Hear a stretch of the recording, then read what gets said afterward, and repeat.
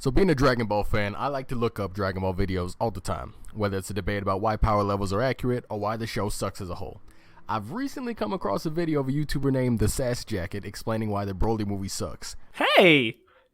That's me! Hello. It has been a while since I uploaded. My apologies. I'm kind of done giving excuses on why I haven't uploaded, as actions speak louder than words, so I won't bore anyone with the details. Anyway, I made a review of the Dragon Ball Super movie, aptly named Dragon Ball Super Broly. How creative. That review garnered quite a lot of attention, far more than I was ever expecting, and definitely gave me pause on what kind of content I'd like to make in the future.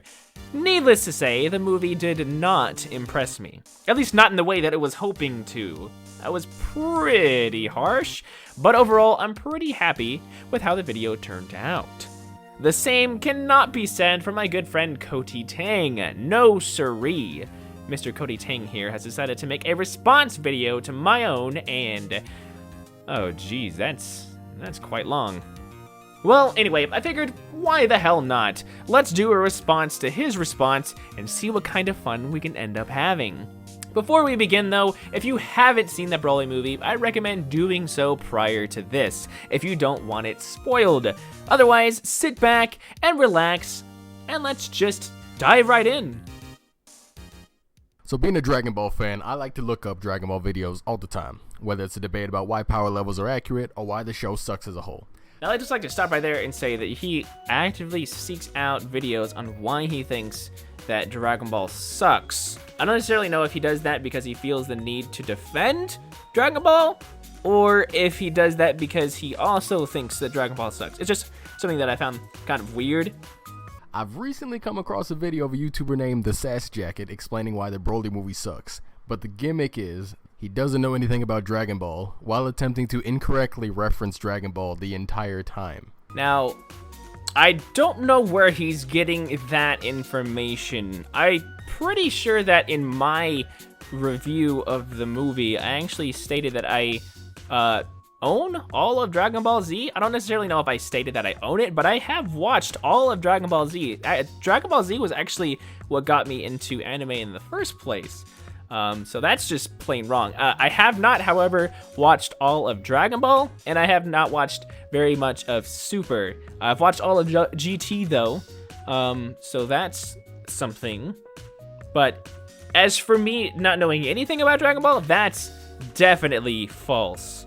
After watching the video, I would just be annoyed that somebody's talking bad about a movie I like and move on like everybody else. But the constant false representation and blatant lies that he crafts in the video stuck with me all day. Blatant lies, you say? Okay. I have an open mind. I'm not against being proven wrong.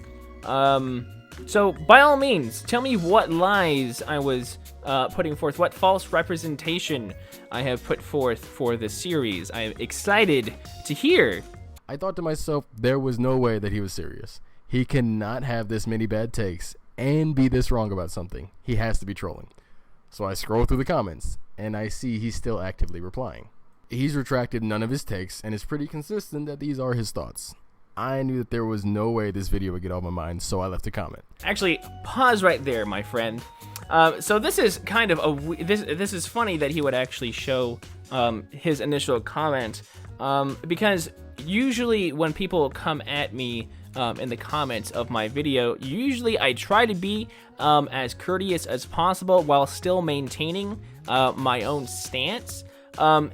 When he commented, as you can see here on the video, he actually specifically said, "This is the perfect example of how to manipulate your fans."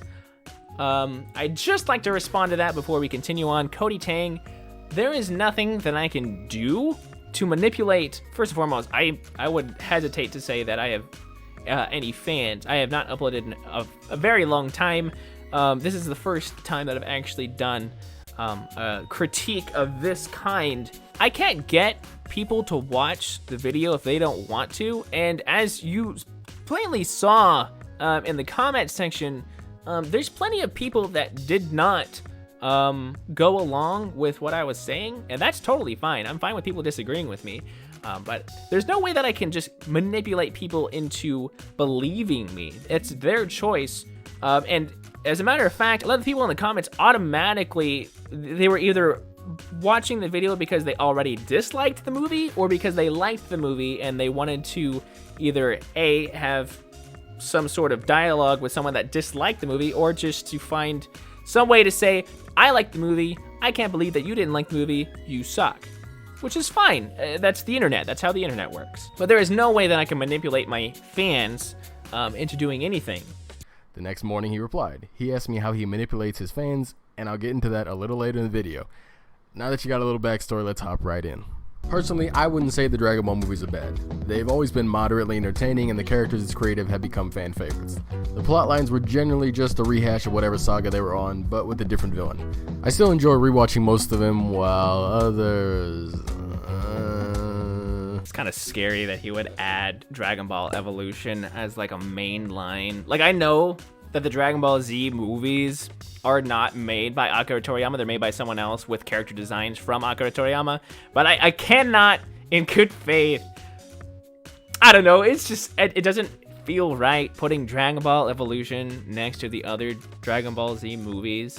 I don't know, it doesn't sit right with me. But I will say, absolutely, I think the Dragon Ball Z movies are really interesting. They're not great. Most of them are like one-offs. It's got that anime issue where all of the stuff that happens in the movie, I guess it's got movie canon is what I would say. So like all of the events that stay inside of the movies never like happen in the anime. So yeah, I give each of the Dragon Ball Z movies probably like a 3 out of 5. Some of them I like, some of them I don't. Dragon Ball Broly was a different beast entirely, being the third official canon movie of Dragon Ball and the only one not retconned by the anime. At least not yet anyway. The movie has a lot more to take in, as well as give a long-awaited backstory of the Saiyans. So when I watched Sassy's video and he tore every moment of the movie apart in the most uninformed way possible, I would definitely say I was pretty annoyed. 10,000 people have seen the video at the time of the recording, and a lot of his fans have agreed on mostly all of his points. Okay, so... hold on here. Video and he tore every moment of the movie apart in the most uninformed way possible, I would definitely... He tore apart the movie in the most uninformed way possible. Again, I'm excited to see what he has to say. I was pretty annoyed. 10,000 people have seen the video at the time of the recording, and a lot of his fans have agreed on mostly all of his points. The positivity is so overwhelming that people have questioned if he's deleted comments. He denies it, but I'm skeptical myself. Alright, so here's an interesting thing about that. No, I have not deleted even a single comment. And I've told multiple people, I've gone to the video myself. Whenever I look at the comments on the video, for some reason, Video Manager or the YouTube Studio app, it shows me the most recent comments on it. So I only get to see whatever the most recent comments are on that. I don't know how YouTube makes the comments on the video be the most ones that show up. Or I don't know the correct way to say that. But as you can see, he was able to find people that have said, are you deleting comments? Which means, first and foremost, if I was deleting comments, I wouldn't let that comment slide. Secondly, it's got no likes on it, and yet he was still able to find it, which is so weird to me because like there are comments that I find that have like a bunch of likes on them that don't show up. And there's comments that have no likes on them and they still show up on the front page. You don't even have to scroll that far. I don't know how YouTube does that. I just don't know how YouTube does it. I've never deleted a comment. If you scroll far enough, you'll find someone telling me to kill myself. That happens. Not that I care, but I've gotten comments of all kinds. And as you can see, I reply to everything that seems worth replying to. So I don't know why why people keep on saying I'm deleting comments. However, I do believe he's about to say something else that I'm sure is a bigger topic of discussion. Now Sassy here has his likes and dislikes disabled. He says it so nobody can judge him before watching the video, but this is YouTube. We all know exactly what it means when you have the like bar disabled. Aha! Yes.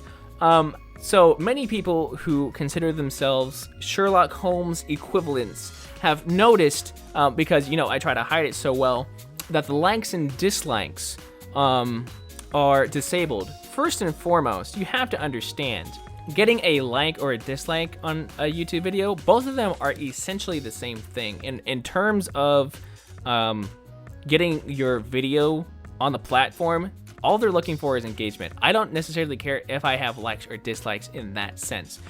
I will, however, say that the reason that I have the likes and dislikes disabled is because, think of it this way.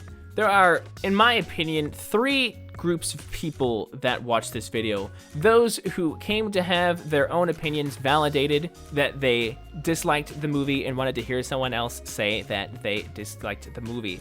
So those people are more inclined to automatically like the video. There are the other group of people, one of the other groups of people, that loves the movie and came simply to dislike the video. Those people came to the video pretty much with the preconceived notion that they were going to dislike the video automatically just because it said something that they didn't like. And then there's the third group of people, which, in my opinion, are the most important, are the people who haven't made up their minds yet. Maybe they like the movie, or maybe they kind of dislike the movie. They wanted to hear somebody else talk about it in an educated sense and get their own opinion on it. Those kinds of people, to me, are the most important. Because it's not that I'm trying to convince them. I really don't necessarily feel like I can convince anyone of anything. But hearing somebody else express their opinions on it allows people to formulate their own. Maybe they'll agree, maybe they'll disagree. However, if someone clicks on the video, because I will say more people click on the video that automatically liked this movie and just came with a dislike, told me to kill myself and left, more people will have disliked the video than liked the video. And so if you're on the fence about what your opinion is on the movie, the last thing you want to watch is a 30-minute long video that has more likes than dislikes. I simply hit the likes and dislikes to retain view time or whatever, watch time of those people that have not developed their opinions yet, so that they'll continue watching. I don't know. Yeah, this is YouTube. Of course I want people to continue watching the video. Like, I'm not gonna hide that.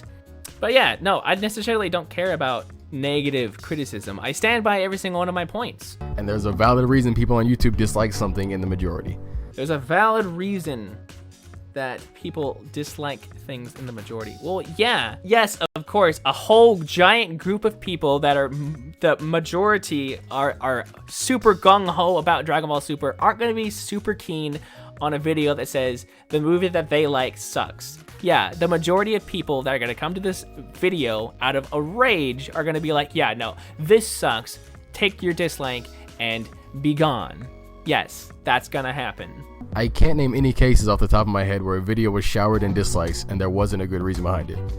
I was kind of on the edge of whether he was just a really bad satire channel or he was just a terrible troll, so I had to look at his channel just a little bit to get an idea of what he was doing, and the likes and dislikes on those videos were actually enabled. It's obvious he's just ashamed that he has so many dislikes, so he turned it off. Again, a very weak and close-minded way of looking at it. It's not always the simplest answer, and no, I'm not gonna be like, oh, if you just listened to my side of the story, it would make so much sense. Again, I don't think that I have the right to be able to force anyone to believe what I have to say. I don't necessarily care if anyone believes me or not, but that is why I did that. So if you're a fan of Sassy's, welcome to the video. If not, well, this won't make you one. Let's take a look at his review on Dragon Ball Super Broly. First and foremost, I'd like to say that I will say, it is rather odd hearing my video come out of somebody else's video. What is this feeling that I'm feeling right now? Is it giddiness? Is it anticipation? Joy? I don't necessarily know, but I'm wasting time. Let's go. I still considered myself a diehard Dragon Ball fan. Then Super came out, and I took one look at it before vomiting all over myself and what I could only assume was confusion. I didn't have time to sit through the entirety of the filler and powering up scenes, so I just listened to Team 4 Star's abridged version of Dragon Ball Z while I was at work. Alright, so right off the bat we found out that Sassy is a diehard fan of Dragon Ball. He's so much of a diehard fan that upon seeing Super he blew chunks without even giving it a chance. Alright, no, I gave it a chance. That's what, I took one look at it. That's kind of what that means. Are you saying that I looked at, like, one scene and then didn't watch anymore? You know, I've watched episodes of it. how much of a chance do you want me to give it? He's so much of a fan that instead of watching the actual Dragon Ball, he went for the comedic take with purposely inaccurate and accurate information. What? First and foremost, being a fan of something does not mean that you have to bend over backwards for the creators of an IP. There is absolutely no reason that anything that you like should be used against you to get you to either A, play a game, or watch a movie or a TV series. There is absolutely no reason that anyone should go, oh, well, you're a fan? Well, then you have to watch this and you have to give it this amount of time or blah, blah, blah, blah. You can have standards.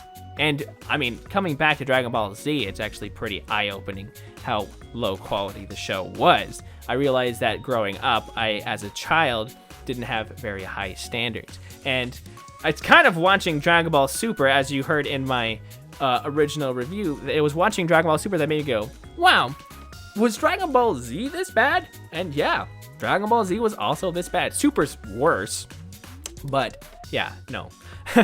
I gave, in all of that to say, I gave Dragon Ball Super a chance, and it did not live up to my expectations at all. So he could revive his knowledge of Dragon Ball. I think we're already on the right track, guys. One of my major gripes with most forms of media these days is the sheer amount of pandering, referencing, and Easter egg hiding that a lot of things like to do.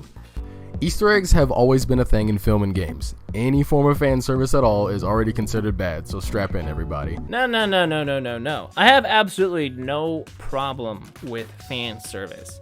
However, I do have a problem with fan service when it is the majority of the TV show. As you saw with the 3 things that I put up, first and foremost, I hate anime that's like the girl and guy get together and guy falls on girl and accidentally grabs her boob and they fall in love somehow. Because that's the entire show is just fan service. The second thing that you see there behind Gearfried is Boruto, which has been created simply to cash in on the Naruto franchise after the show has run its course, and they're like, well, we're just going to continue it regardless with less than stellar characters and, no real fun plot whatsoever. And the third thing that you see there is Gearfried, the Red Eyes Iron Knight. I think that's what it's called. It's the new Gearfried support for Red Eyes in Yu-Gi-Oh! And essentially what's happening is instead of Konami creating cards of certain substance, they're like, hey, remember how Joey used Gearfried the Iron Knight? Here's a new card that's the exact same, but now it works with the Red Eyes deck, so please buy it. I mean, I love Yu-Gi-Oh cards. I love the lore behind them, and I am a sucker for like nostalgia. All right, but I will not allow it to manipulate me into giving something more credit than it's due. King Cold arrives to meet the Saiyans and introduces his son Frieza, and announces his resignation from the role of Galactic Overlord and places his son Frieza in charge. I have no issue with this, as I've always wondered where that transition happened. This is going to become a hypocritical statement throughout the video. Just remember that if Sassy specifically wasn't wondering about it, then it doesn't belong in the movie. But any sort of explanation that he couldn't think of himself, he will wish it was gone. No, it's just that everything that you happen to see are things that I did have a gripe with. Just because something I wasn't wondering about isn't acknowledged doesn't mean that I had a problem with it. Whenever something happens and I'm like, oh, well, the reason behind that is stupid, that's when I have a problem with it. Like, you're actually gonna have a problem with me saying, oh, good, I'm glad that they're showing this sort of transition, because King Cold was always a weird character because he showed up to instantly die, but apparently he was strong enough to rule the universe before Frieza. So it's cool to see him say, all right, my baby boy is now the overlord of the universe. That's cool, I guess, but, he's gonna have a problem with it, so let's continue. Why on earth did you need to summon an entire army of henchmen? King Cold himself, Frieza, Zarbon, Dodoria, the Ginyu Force, and most of the Saiyans for this little exchange to happen. Isn't there an entire galaxy to rule? Aren't the Ginyus and Zarbon / Dodoria like your best men? This seems like a huge waste of manpower. Judging by the size of Frieza's ship alone, you can clearly tell that it needs to be properly manned, meaning there's more than just 2 guys sitting in a cockpit. To go even further, during the Namek saga, we see the inner workings of Frieza's ship. Granted, it is 25 years later, but we get an idea of how they kept the ship operating. The Emperor of the Universe is going to have a lot of guards, so yeah, there's gonna be a lot of defenses as he travels around. I'll assume you've never seen a ceremony of any kind, ever. King Cold is the current Emperor of the Universe. The Saiyans would arrive to greet their literal leader regardless. They don't have a choice but to show respect to him. The Emperor arrives on your planet. The King can't just sit in his castle. Just like how King Cold's men move, King Vegeta's men do the same, standing right behind him. And his guards are ready for anything. It's an event, and thousands of people show up to events. That's how everything ever has always happened in cinema and real life. The King of the Saiyans arrived to greet King Cold, and that alone would bring an even larger audience. You don't send the president of any country outside alone with zero protection. It wouldn't matter if he was the world's strongest man. This is simply not how any seat of power operates. This is a passing of a torch ceremony to the Saiyans' new emperor. This entire scene displays a power dynamic. It is an extreme case of intimidation. They arrived on the Saiyans' home planet unannounced. They brought an entire fleet with them. The strongest of King Cold and Frieza's warriors are here. All of this to watch Frieza be crowned the new emperor of the universe. King Cold specifically says that it's been a long time to King Vegeta. This implies that King Cold doesn't just pop up to say hello to him on a regular basis. You see, movies and shows do this thing called explaining. As the scene goes on, they reveal more and more information so you get an idea of how and why something is happening. Okay, so you can say that, but my issue still stands, and I do believe I make a point in this later on in the video, is first and foremost, not only did Frieza consider the Saiyans to be not only beneath him, but like primal animals, like dirt, like the worms, like the worms in the dirt, like Popo's pecking order. He considered the Saiyans to be the worms in the dirt. And while sure, I can imagine that a ceremony like this would be really important as a scare tactic and a show of power to the Saiyans, but I like to say this. You know that King Cold and Frieza are the rulers of an entire galaxy. You know they have hundreds of planets under their control. Are they doing this ceremony to every single one of them? Are they doing it to all of their fighting forces? Do they go to, I don't know, Quee's home planet and walk up to a whole bunch of purple aliens and go, haha, here's some scouters. Also, Frieza's the leader of the universe. The entire reason that I bring up this is because I have an issue with the fact that King Cold and Frieza showed up at all to the planet. I'm pretty sure that I say later on in this video that could Zarbon and or Dodoria not sent this message and them saying, hey, by the way, Frieza is now the leader. It's King Cold. I could have imagined a scene literally happening where 2 Saiyans are talking, and they're like, "Hey, did you hear that Frieza took over the throne, or King Cold gave Frieza the throne?"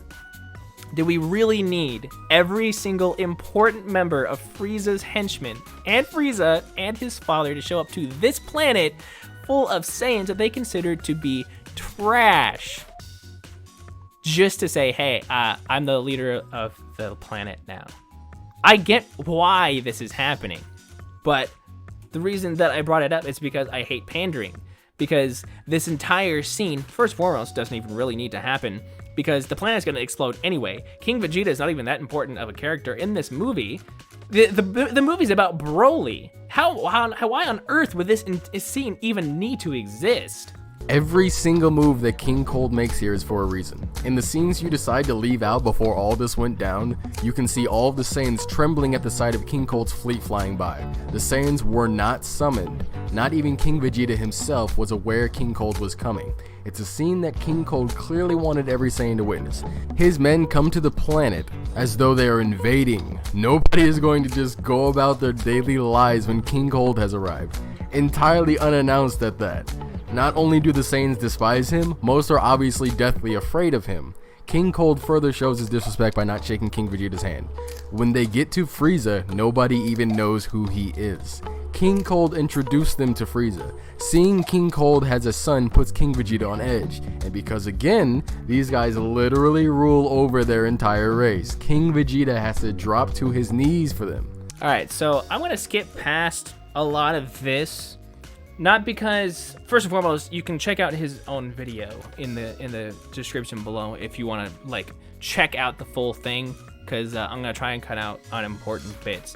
Not saying that what he's saying is unimportant, because I feel as though he's very passionate about his side of the argument. But again, I feel as though he thinks that I don't understand why this is happening. Like, I get why the scene is happening. I just hate the scene. Frieza flies around in this ship at all times. He is always ruling the galaxy. Even worse, Frieza has entire planets conquered that are just people that serve under him. Just think about the scale of the universe, then think about ruling it. Now think about how many men are actually in the universe. Yeah, think about how big the universe is, and think about how many people are in the universe.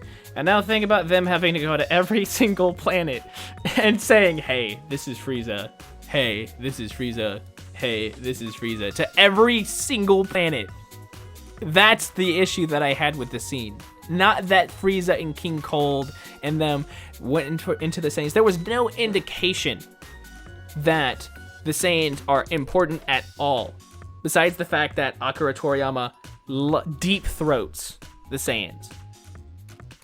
The entire inclusion of this entire front part of the movie is just, hey guys, remember all of these characters that are dead? Well, I would like to reuse them because you remember them from your childhood, right? Zarbon, Dodoria, the Ginyu Force. Wow, King Cold even. You haven't seen him since Trunks one-shot him.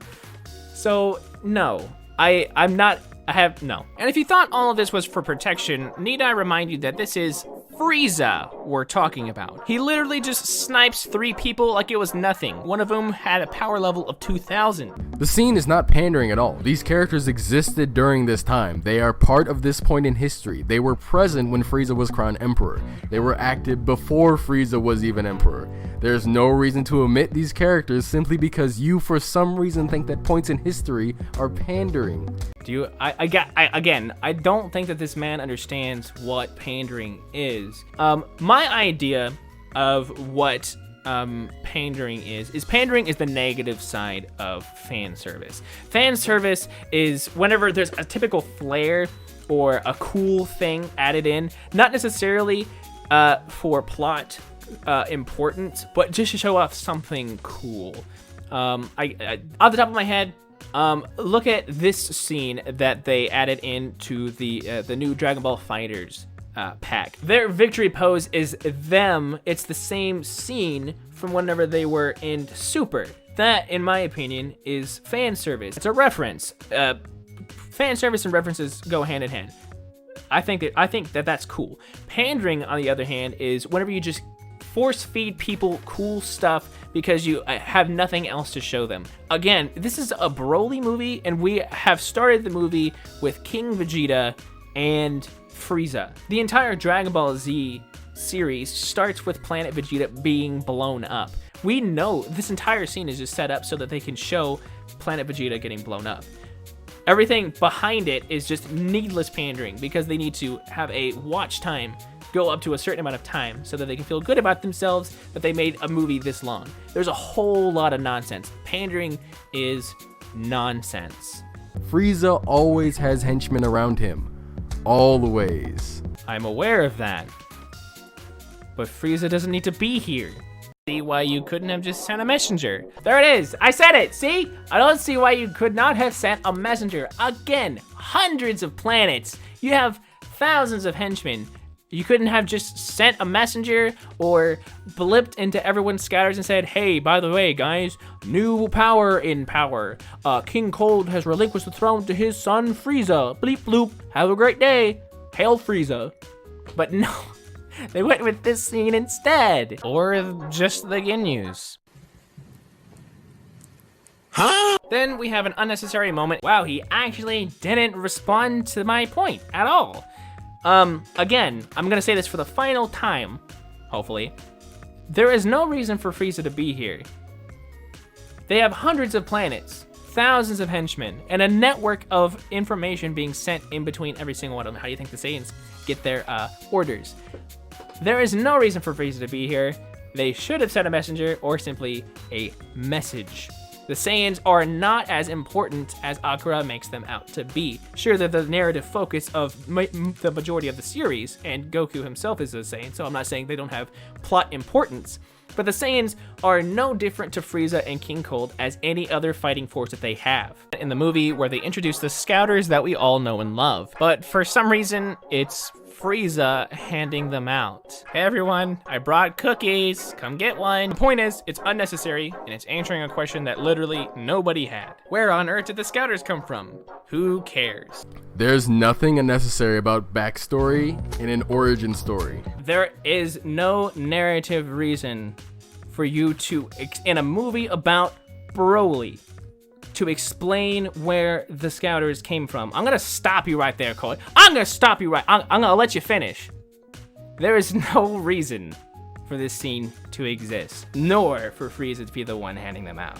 The examples that you provided add nothing to those movies. Obviously, they're stupid. This is a new introduction to something in the canon that has never been shown before.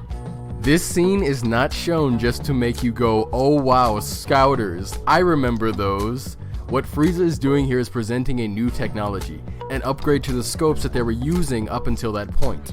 These Scouters further restrain the Saiyans and even Frieza's own men in what they can do and say, as stated by Bardock in a much later scene here. Yes, as you can plainly see, the Scouters have so much importance to the plot, other than them being useless. Also, I am not going to show you guys the scene from the movie. I don't want this video to get copyright strike, so you may see some of the video that he actually has not show up. I may cover it with a different image because I don't want to get a copyright strike. I'm actually surprised that he put the movie footage in. I was actually scared to even put still images in, so this is totally new to me. Wait a second, was that a newer model Scouter? And is that even older armor the Saiyans are wearing? Wow, this movie must be pandering. See, here we go. There's no issue with that because that's cosmetic. I think that it's kind of cool if that's old Saiyans because Bardock is like pure-blooded Saiyan. Of course he'd wear the original armor. That's not pandering. Pandering is this scene in general, the fact that Bardock's even a part of this movie, or them including any of the original characters that are all dead. We get it. The entire, I feel like I'm repeating myself. The entire front part of this movie doesn't need to exist. That's pandering. That is fluff. It's a bad part of the movie. Since nobody in the movie pointed it out, that means Sassy didn't notice it. Since nobody in the movie pointed it out, Sassy didn't notice it. Do you think that everything that I put in the review is things that I noticed and things that I didn't put in the review I didn't notice? Is that how low your opinion is of me? I have some restraint, mind you. So he wasn't able to call it pandering. The Scouters allow Frieza and his people to constantly monitor every single moment of anyone serving under Frieza. Yeah. It's kind of like they could communicate over multiple planets. Kind of like they could like message them with any sort of update that's going on. He also isn't passing them out to everybody as though he's some sort of salesman. Just take a look at this scene. These aren't goodies unless you're talking about them in a much darker sense. He's instead demonstrating their ability. The only reason that Frieza even kills these two men is because they were aiming weapons at him. He shows what the Scouters are capable of doing and even intimidates the Saiyans even further with his own power. So not only do they have a brand new ruler that is more ruthless than the last, as stated by King Cold, but they've now been exposed for their aggression toward him. This is neither an Easter egg nor a reference. This is again an actual moment in history of the canon in the manner that they took place. Now it's kind of funny that you would say it's a moment in canon, given the fact that this is a movie. Because we all know that the Dragon Ball movies have always remained canon, and everything in them has always had an implication on the mainline series. I cannot wait to see them go, alright, so the events of the Dragon Ball movie, the Broly movie, I can't wait for the super arc to end, and then for them to just mention Broly casually, and then go, well, you should have seen the movie. I can't wait for them, because they totally wouldn't just release a movie and then cut it up into little tiny bite-sized pieces and then stretch it out along a completely new staggered episode release. That wouldn't happen because, again, the movies always remain canon. There would be no reason to omit where the scouters came from. This is when they got them and who ordered their design. I don't care where they got them. The movie's called Broly. Where's Broly? Why is the movie not starting with Broly? The fact that you're getting upset about this clearly shows you just want to go out of your way to find things to be angry about. There is nothing I want less than to watch something that I grew up with be tarnished, or to have my eyes opened to the things that I initially passed off as awesome. There is nothing that pains me more than going back to something and going, wow, actually, this sucks. And there's nothing wrong with that. Obviously, people who are kids have lower standards or different standards than the way they're going to be whenever they grow up. But me being an adult now, Dragon Ball sucks, man. I watched this movie because Broly was my favorite Dragon Ball Z character. I thought he was so cool. I mean, he has a crappy backstory in that movie. But I was hoping that this movie would redeem at least a little bit of Dragon Ball Super, and I was very sorely let down. But I'm really sick of hearing Funimation's voice actors. Like, really, really sick of listening to them. King Vegeta is voiced by Christopher Sabat, just like half of the other characters in any anime that Funimation dubs, and it really helped my experience and immersion if I didn't hear this guy voicing like a bazillion characters in any show I watch. Look, Mom, it's the same guy who voices All Might. Okay, Christopher Sabat makes up a large cast of Dragon Ball. He goes out of his way to make the characters sound completely different. The odds are that you didn't even notice the amount of voices that he uses for this show. Christopher Sabat has always taken up a large chunk of the cast in Dragon Ball. You know that I know that, right? That's why I said that. Dragon Ball Z, you know that I know that he like voices everyone in Dragon Ball Z. Like, almost everyone is voiced by Christopher Sabat. You know that I know that, right? And you think that you think that I don't know that he like minorly tweaks them? That's my entire gripe, is that he voices everyone and I can tell it's the exact same voice being tweaked a little bit. It's not even subtle. Deep voice, deep voice, deep voice, deep voice. Wow, I wonder if it's Christopher Sabat. Yup. You're telling me this is the first time you've heard him voice King Vegeta? If so, I'll let you in on a little secret. This isn't King Vegeta's first time appearing on Dragon Ball, and Chris Sabat has always voiced him. When Chris does get casted in something else, he is rarely, if ever, the main focus of that anime. Rarely ever the main focus of that anime. I don't know much about Attack on Titan, nor whatever that top one is. I apologize. My lack of weeaboo is showing. Is Zoro not like the first person that Luffy meets and adds him to the Straw Hat crew? Meaning that he's been there since the very beginning. Is All Might not the main focus of Deku? I can't call him Deku, that's a bad name. Of Midoriya's like whole like reasoning behind wanting to be a hero? And Colonel, that's Colonel Armstrong, right? I haven't watched Full Metal Alchemist in a while, but he's like their keeper. He's like almost always, at least right next to the people who are the main focus. He voices everyone around Goku. And again, I feel like you either misunderstood me or think that this is my first time hearing Christopher Sabat voice act at all. I realize that he voices half the cast. I'm saying that I'm sick and tired of hearing this man voice act everyone that I watch. That's my gripe. I'm gonna ruin Dragon Ball even more for you. King Cold, voiced by Jason Douglas. Jason Douglas, that's Lord Beerus. Paragus is voiced by Damian Clark, who also voices Cell. Sean Schemmel, you know him as Goku, but he also voices King Kai and Nail. Kara Edwards voices Goten and Videl. She does this simultaneously for multiple episodes. There are so many more recurring actors in this show. Okay, I get that.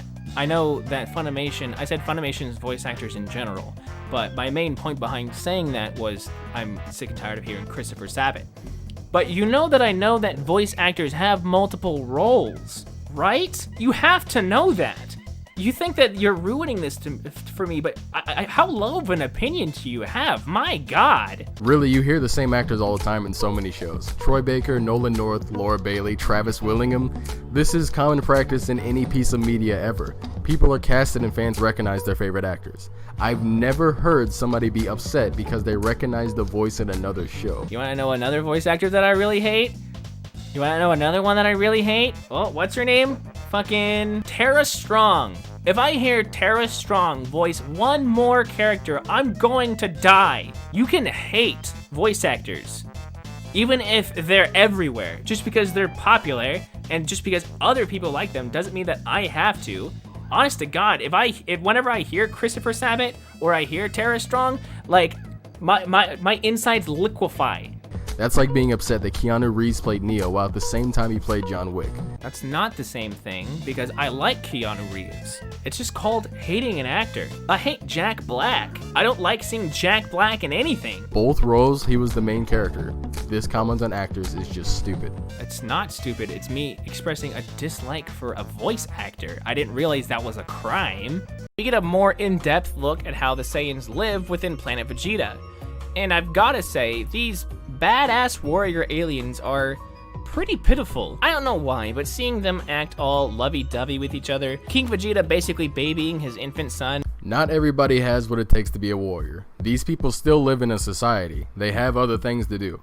Every Saiyan has a large amount of pride. That's always and forever. Okay, here's another thing that I think is incorrect about that, and something that's actually going to be something that I'm going to be working on as a video, is me disproving that Saiyans have very, very large pride. The only real showing that any Saiyans have any pride is King Vegeta and Vegeta, or anyone part of the royal lineage, or anyone in the castle. Not everybody has what it takes to be a warrior. These people still live in a society. They have other things to do. So I'm gonna stop you right there. Not everyone has what it takes to be a warrior. So at what point do they realize that thrusting their babies onto inhospitable planets is a good practice? Can they just tell out the womb that a baby just has the aptitude to be a warrior? Goku, when he was sent to Earth, had like a power level of 2.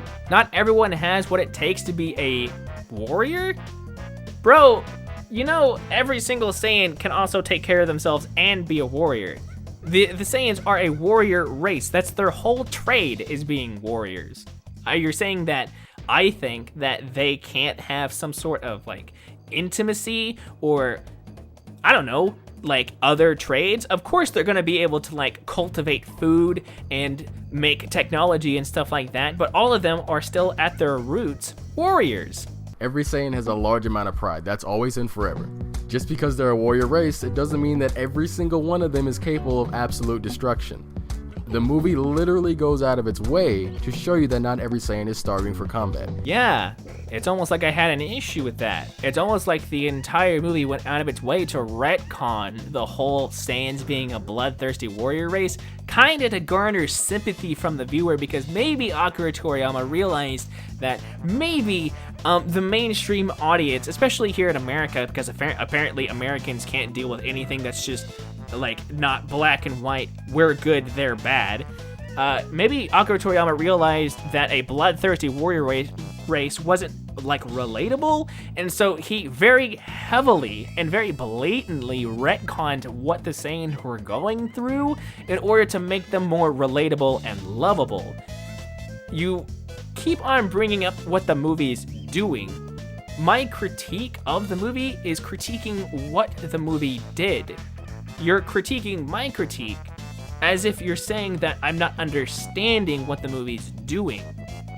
I understand what the movie's doing, or at least trying to do, but I'm critiquing it because I think it's dumb. If every single person was fighting, they wouldn't have much time to even have a society. Incorrect? First and foremost, if you've watched Bardock, the father of Goku, what Bardock and his team do is they go to a planet, raise hell until everyone on the planet's dead, then they go back to planet Vegeta, and they hang out. You think that every Saiyan's fighting 100% of the time? No, of course it's going to be downtime, especially considering that from what the Saiyans were originally written to be, they're a bunch of like lowlifes and drunks and brawlers and, you know, just these, like, thugs. They're thugs. They're the thug characters, space thugs. I'm not expecting every Saiyan to be like, all right, I can't wait to fight. Goku is very definitely an outlier in those lines. King Vegeta is the king of the Saiyans. So I guess that means he should be attacking Frieza, because a warrior race wouldn't be so pitiful to understand what being ruled even means. It's not what I'm saying.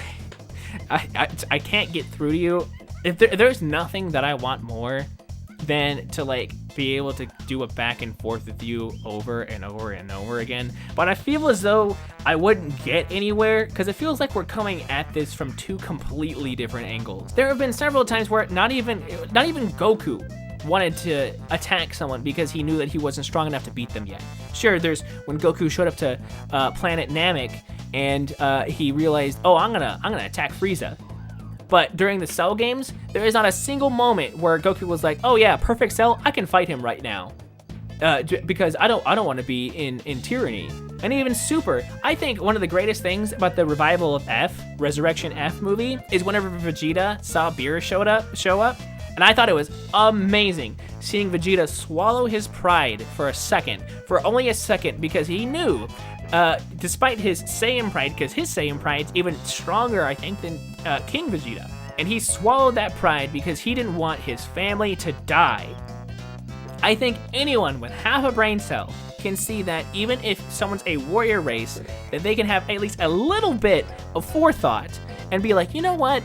Maybe that guy who can nuke the planet and me in the blink of an eye, maybe it's best not to attack him right now until I'm stronger. Why even have a king? That implies they understand some sort of societal structure. Just overthrow the king. It's like you didn't even watch the movie. Your assumptions about how the Saiyans actually exist are proven false through this movie. Again, my man, Koty Tang. Do you think that it's like this movie is like a Bible to you? Because you're shown things. You're like, oh yes, this is always how it has to be. You don't see anything underlying about this. You see this and you slurp it up. You slurp it up like, I don't know, something slurpable that you enjoy. You can have issues with things. You can have problems with things. I find it odd that you can't see from previous iterations of the Saiyans that this is very clearly a retcon to change how they are. Just because something shows up in a movie and it's from the author's mouth doesn't mean that there's not issues with it. The Saiyans were originally bloodthirsty space thugs, and this movie is doing its best to change everything. Of course, King Vegeta didn't attack Frieza ever. And that's even shown in Dragon Ball Z. As non-canon as some of those scenes are, I'm actually not sure if that shows up in the manga. But King Vegeta was subservient to Frieza because he knew that he didn't have the power to fight Frieza. Yeah, no duh. This is just a case of you not accepting something. Ooh, that is spicy. That's spicy. It is a case of me not accepting something. That's why it's a critique. I could honestly say the exact same thing about my review. This entire review, this counter review that you've made, is just a case of you not accepting my review. That's how baseless that argument is. I understand that it is what it is, but I have a problem with it, which is why I made a critique about it. This is no fault on the movie at all. I also don't know why a family showing they care about each other makes you feel weird. It's almost like emotions exist or something. King Vegeta couldn't give a shit less about Vegeta, except for the fact that he was his next of kin. Paragus couldn't have given a shit less about Broly, except for the fact that he was a tool for Paragus to get his revenge on King Vegeta. Bardock, who's apparently in this movie supposed to be designated as a hero, cared so little about his children that he sent them halfway across the universe because they didn't have a power level that was good enough, knowing full well that Kakarot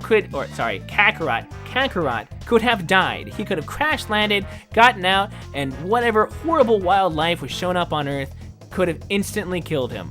It's almost like emotions exist or something, right? Not for the Saiyans. There's a scene where King Vegeta is talking out loud to his son, who can't understand words yet, about how he's so ready for his son to be king. and he turns around and there's just another baby in a test tube behind him. I'm not really sure how tyrannical King Vegeta was during his reign, but something tells me most people with a couple brain cells would know that baby Vegeta, being royalty and all, should get his own isolated space in this area. But these dumbasses just put Broly here. Oh yeah, that's Broly. They just put him right next to baby Vegeta and proceed to tell King Vegeta that Broly deserves to be there because he's like 100 million times stronger than Vegeta. Well, I'm glad you were so selective with the screenshots that you've shown here, because anybody who actually watched the movie knows that Vegeta is very well isolated. In fact, he's in the center of the room on a raised platform above even the Elite Saiyans with the highest power level. He's in his own unique pod filled with red liquid, overseeing the other Elite Saiyan children. In fact, King Vegeta even explains what the nursery room is in this scene. It even makes sure that you know there are a lot more babies in this room. Yeah, you would think that they would put King Vegeta away from the other babies, you know, given the fact that he's like royalty and all. That was kind of my point. Who is this child?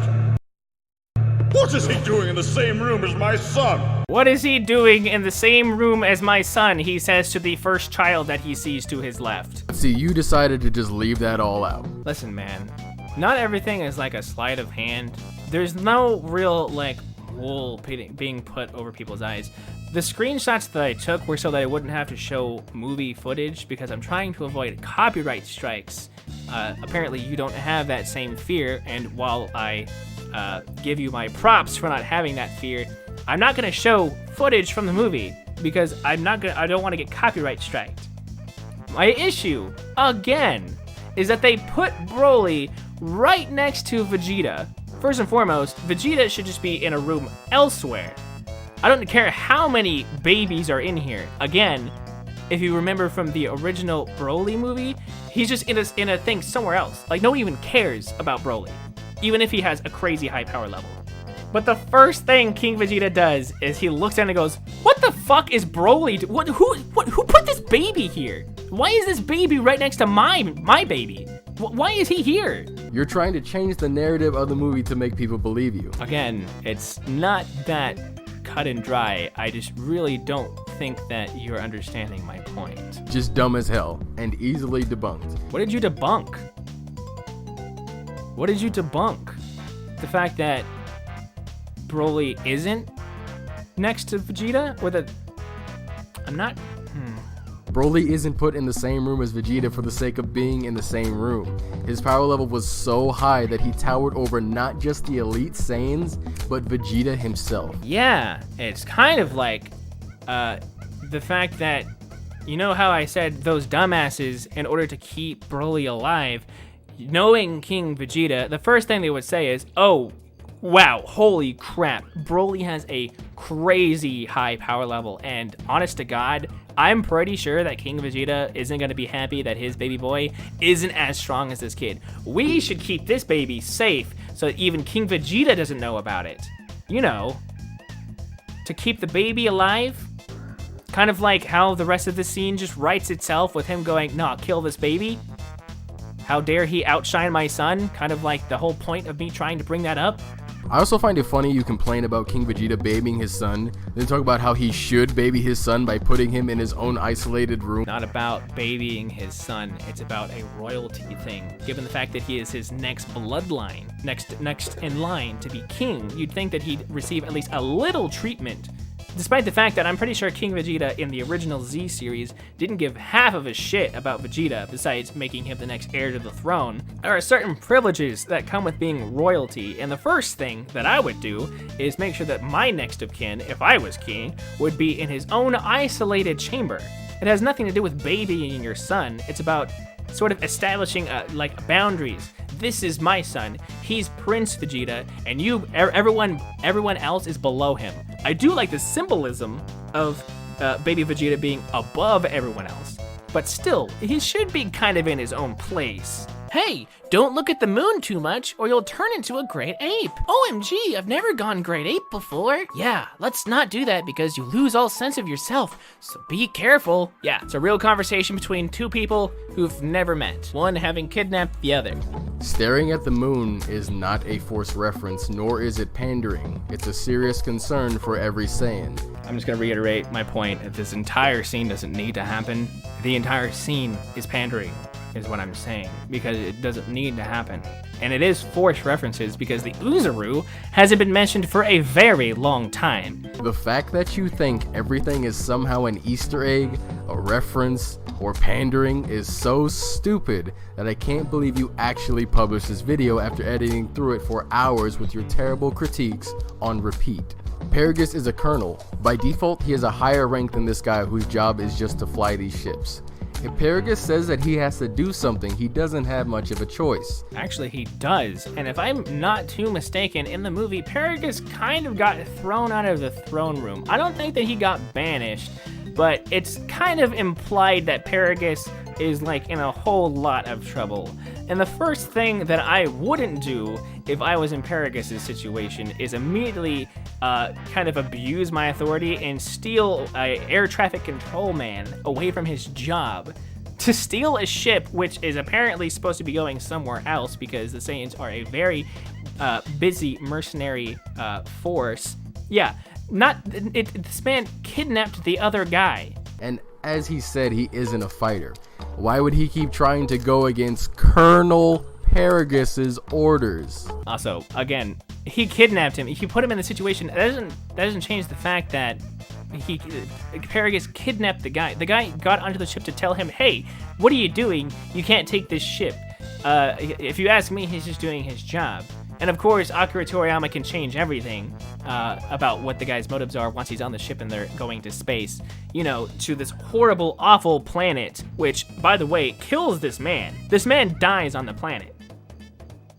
That's Paragus's fault. That's what a kidnapper does. Paragus has told him his plan and even reassured him that he has no intention of causing him any harm. Yeah, unless the guy wants to go back right now. I'm pretty sure Paragus would knock the guy out or kill him if the guy wanted to go back to Planet Vegeta right now. Because he's kind of like a really important air traffic control man, kind of making sure that the whole thing goes smoothly. The pilot is much more inclined to help now that he knows a child is on the line.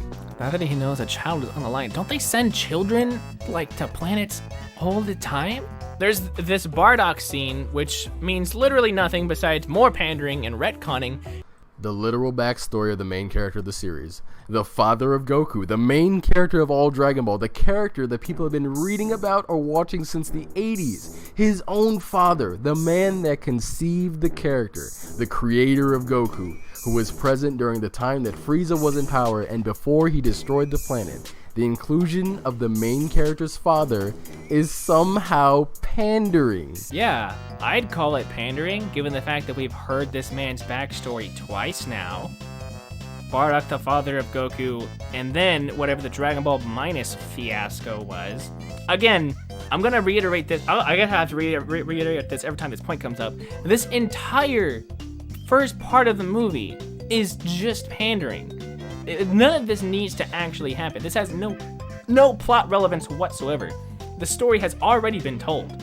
I'm pretty sure that I say it at some point in this movie. It's exactly like how in every single Batman movie, despite the fact that every single one of us know what Batman's origin story is, they still feel the need to, in every Batman movie, just have his origin story take up 20 minutes of the plot. For no reason. We're wasting time here. This is already a long video. The movie's even longer. Oh my god, this doesn't need to happen. Just get to the Broly bits. Amazing. I agree. Let's ignore the events that would lead to Goku getting to Earth during the history of Dragon Ball. No, let's not, because we already know them. We get it. We know how Goku got there. It's not like everyone was wondering, how did Goku get to Earth? I didn't know that he was a Saiyan, and I didn't know that Bardock was his father. What was Planet Vegeta like? We already know this. All of this has already been stated in media before. That's what pandering is this freaking nonsense. Why would we show that when that is something that happened during this time? I can't believe they would show history in the history of a series. Skipping. Yes, they retconned how Goku came to Earth, but Bardock's inclusion in this is not pandering. Yeah, it is. Funny how you don't consider the inclusion of King Vegeta pandering. I conclude that the entire front part of the movie is pandering. Despite the fact, I mean, you could say that King Vegeta has a minor amount of plot relevance because it's King Vegeta that tells Paragus and Broly to fuck off, essentially. Especially in the original one, he actually ordered Broly to be killed, and then he had Paragus killed. But in this one, they're simply banished. So King Vegeta has some plot relevance to Broly's origin story. Bardock, on the other hand, doesn't, like at all. This movie shows how these three characters were destined to meet. Obviously, it's going to show how they all got to where they need to be. Also, this is kind of funny. If you wanted to somehow include Bardock in Broly's origin story, it's almost like this should have been in the original Broly movie, because the original Broly movie actually had the connection between Broly and Goku. Given the fact that Broly and Goku were next to each other in the incubation chamber. And of course, Bardock would be in the movie, kind of, because Goku was in the movie. But if there's anything that the original part of this, that the front part of this movie does, is it severs that tie between Goku and Broly. Kind of one of the whole things about Broly was he was like, Kakarot, which I don't necessarily like at all, so I'm glad that they fixed that. But what we got was, like, it's like they severed the tie, but they were like, no, but Goku and Bardock are still important, so we gotta keep them in for some reason. Frieza shows up to blow the planet away. Only, there's none of that scene from the beginning of Z where Bardock fights valiantly to save Planet Vegeta, or even anything from Bardock, the father of Goku. You said that you recently watched the show before making this video, so I'm going to assume that you were watching the Kai version of the show, where they do take the scene from Bardock, the father of Goku, for the beginning episode. Or you at least watched that to start out, because not even Team 4 Star started with this scene. This is the first scene of Z. I know what you're talking about. Like, no shit. I get it. You know how I said in the original part that I rewatched Z by going through Team 4 Tar. Wow, holy crap. I get what you're saying, but I still think that Bardock, the father of Goku, did it better because it added more context. I get that the original Dragon Ball Z Episode 1 included this. I don't need to see it. You don't need to show this to me. I already know that. The reason why I said Bardock, the father of Goku, is because I think that's the definitive way to view that scene, because there's all of the context behind it.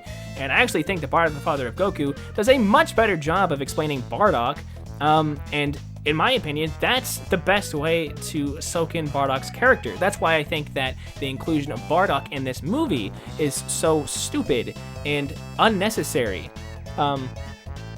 This doesn't need to happen, because we already have Bardock, the father of Goku. We know that Planet Vegeta explodes. We know that Broly's off planet when it happens. We get it. Why? I get it. Bardock confronting Frieza is still canon, because as shown in this movie, that still happened.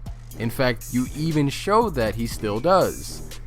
I would like to say that Bardock's death scene was really cool. Okay, what I was referring to about the whole hero thing is that one of the things that I think is so emotionally gripping and really telling about the Saiyans as a whole, the way that they were originally written, is that whenever Bardock came into the bar to rally Saiyans to his cause, not a single one of them even cared. Like, they were either too drunk or too happy. They didn't believe him. He wasn't, despite the fact that Bardock was a well-respected member of his society. Everyone knew who Bardock was. They thought that he was a great warrior. He went into that bar and not a single person gave even a single shit about what he had to say. And so that's why I think that this scene just shits all over that original scene, because I think that that shows how cool of a character Bardock is. Despite the fact that he is, you know, a merciless killing machine, he had some morals in the end. He fought for his own sort of justice, his own sort of aimless lifestyle of blood and sweat and killing people. And then this scene just has him rising out of the air to go, oh no, I'm gonna try to stop this one fireball. That's stupid. And a good remake of what it used to be, but only visually. Since it was in Kai, Goku's origins have been retconned with this movie. This is a common thing that happens with shows and movies. Dragon Ball is no exception. Whether or not you think Bardock sending Goku to Earth is a better scene compared to Frieza's men doing it is your own opinion. Yeah. That's... Can I not, like, talk anymore? Like, can I not, like... It's like expressing your opinion. I will say this. This is probably the funniest thing, I think, about that video that I did about the Broly movie. I cannot tell you how many times someone felt the need to comment, well, that's just your opinion. No shit. No shit. No shit. It's my opinion. Duh. I don't know where I don't know where this guy is getting the fact that I'm manipulating people. I am expressing my opinion. That much doesn't even need to be said. It's like they're like, oh, I know how to stop this man from telling these lies. That's just your opinion. Argument over. But no longer what actually happened. Again, you misunderstand the point of my critique. The point of my critique is that I didn't like what happened. It's like you think, Akira Toriyama said this, therefore it has to happen, and you have to like it. Everything before it is just gone. I wish I could poke and prod your mind to see how it works, to see how being told that something is the way that it is just accepted by you. It just has to be this way because someone said so. How do people function like that? Look, Bardock meets Gine. That's Goku's mom.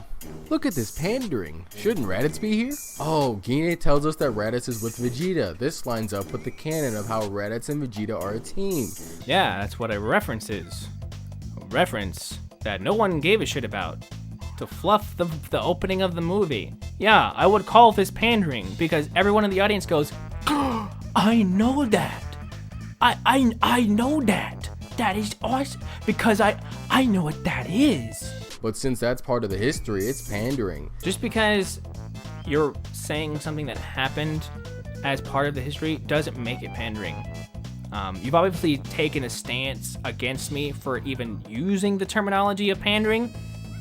But if you can narratively explain to me the reason why we're fucking around for a good 20 minutes at the very beginning of the movie for stuff that we already know about, just for the creator to go, oh, well, you know what, guys? Actually, I'm sorry. Can we just change this? It's insulting to people who have been around since the very beginning and saw the original stuff and are like, oh, okay, yeah, I get this. Even if people didn't like it. How can you just be like, oh, yeah, I'm sitting through a 30-minute seminar about him saying, all right, guys, so here's this. I didn't like it, so I changed it. Just please don't watch the original. That's not what I want to do anymore. Maybe if Akira Toriyama was a better writer and actually thought about these things for the future, I would have more respect for him. But the fact that he does this so often is one of the reasons why I don't respect Akira Toriyama at all. As a writer, the fact that he takes so many strides to retroactively change things is why I dislike him so much. Is that Goku in a pod? Hey, that's the main character of Dragon Ball. Too bad his inclusion is just pandering. Yeah, because the movie's about Broly. Like, if you want to start the movie on planet Earth, or you want to start the movie on whatever planet Broly's on, or you want to start the movie with how the planet Vegeta's exploding and Broly and Paragus somehow got off the planet, I'd have no problem with that. Why are we still on planet Vegeta? Broly's on an interesting planet. Super rabbit. It's like the planet that Boros from One Punch Man lived on. It's super scary. There's monsters everywhere. It's like a desert on steroids. And yet we're here on planet Vegeta staring at Goku because he's the main character. Why? This entire scene is just a circle jerk that isn't used to show the history of anything at all. What do you mean people have conversations with each other? Nobody does that. Life is just moving from one point to the next and there's nothing that happens in between. Well, maybe if what people were saying was interesting at all and was not like heavily loaded, with either retcons or some like emotionally gripping thing. Like, oh man, I love Goku. I love our son. Our son is so great. It would really be bad if we died right now. People just get married because, well, that's just how things work. There's no reason somebody falls in love. People don't have normal conversations. What is he talking about? Falling in love? What the hell are we talking? Getting married? What are we talking about? Are you talking about these two? These two aren't married? What? Oh wow, these scenes have been setting up Bardock's assumptions about what Frieza's about to do and gives us a reason Goku's not present during the destruction of Planet Vegeta. We know that he wasn't there in the destruction of Planet Vegeta. We know that he wasn't there. We know that already. We don't care about how it happened. We just know that he was sent off planet, and he happened to avoid the destruction of his home planet. We know this. It's a Broly movie. Man, I hate when shows and movies work to flesh out characters rather than making them a blank slate with no emotions at all. Is that what you call these? It's a blank slate. Oh, I can't wait to see how this goes when we get to the abuse part of Broly's. I can't wait. Sending a bunch of henchmen down to fight the Saiyans? Can't this guy blow up a planet? Oh my god, he actually sends a bunch of his henchmen down and just blows them the hell up. Amazing. But Frieza does not show up out of nowhere. Again, did you watch this movie at all? You know, when I say he shows up out of nowhere, I don't think that he has no reason to be there, right? I'm gonna stop you right there, Koty. I understand how movies work. What I'm saying is there's no dramatic buildup, there's no narrative thing other than I'm showing up to kill the Saiyans, which is what he does in the first place. I just don't know why out of nowhere, like the whole narrative experience, there's no dramaticness. It's just Broly's here, or Broly's off planet, Frieza shows up, time for everyone to die. In the apparent unnecessary scenes of Bardock, it's established that Frieza has called them all back for an unknown reason. One of the Saiyans even talks about Super Saiyan rumors. Don't believe me? Here, I'll show you every scene that sets up what's about to happen in order. You know, I'm not here to critique the Broly movie again. I mean, I guess I am. You know that could be said of everything. Foreshadowing is great whenever it's subtle. Whenever you know that it's coming is when it's really egregious. We know that the Saiyans are going to be betrayed by Frieza.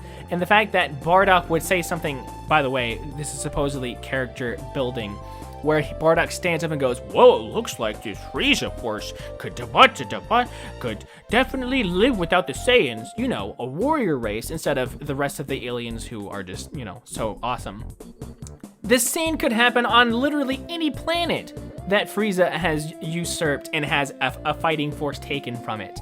And I keep going to Kui for some reason, the purple guy. Kui? It's Kui, right? It's Kui. You could do this exact same scene on Kui's home planet. Him go, it looks like there's not a whole lot of purple people, so it looks like Frieza could really do without us. Oh my god, that is 3D. Look at that guy in that car.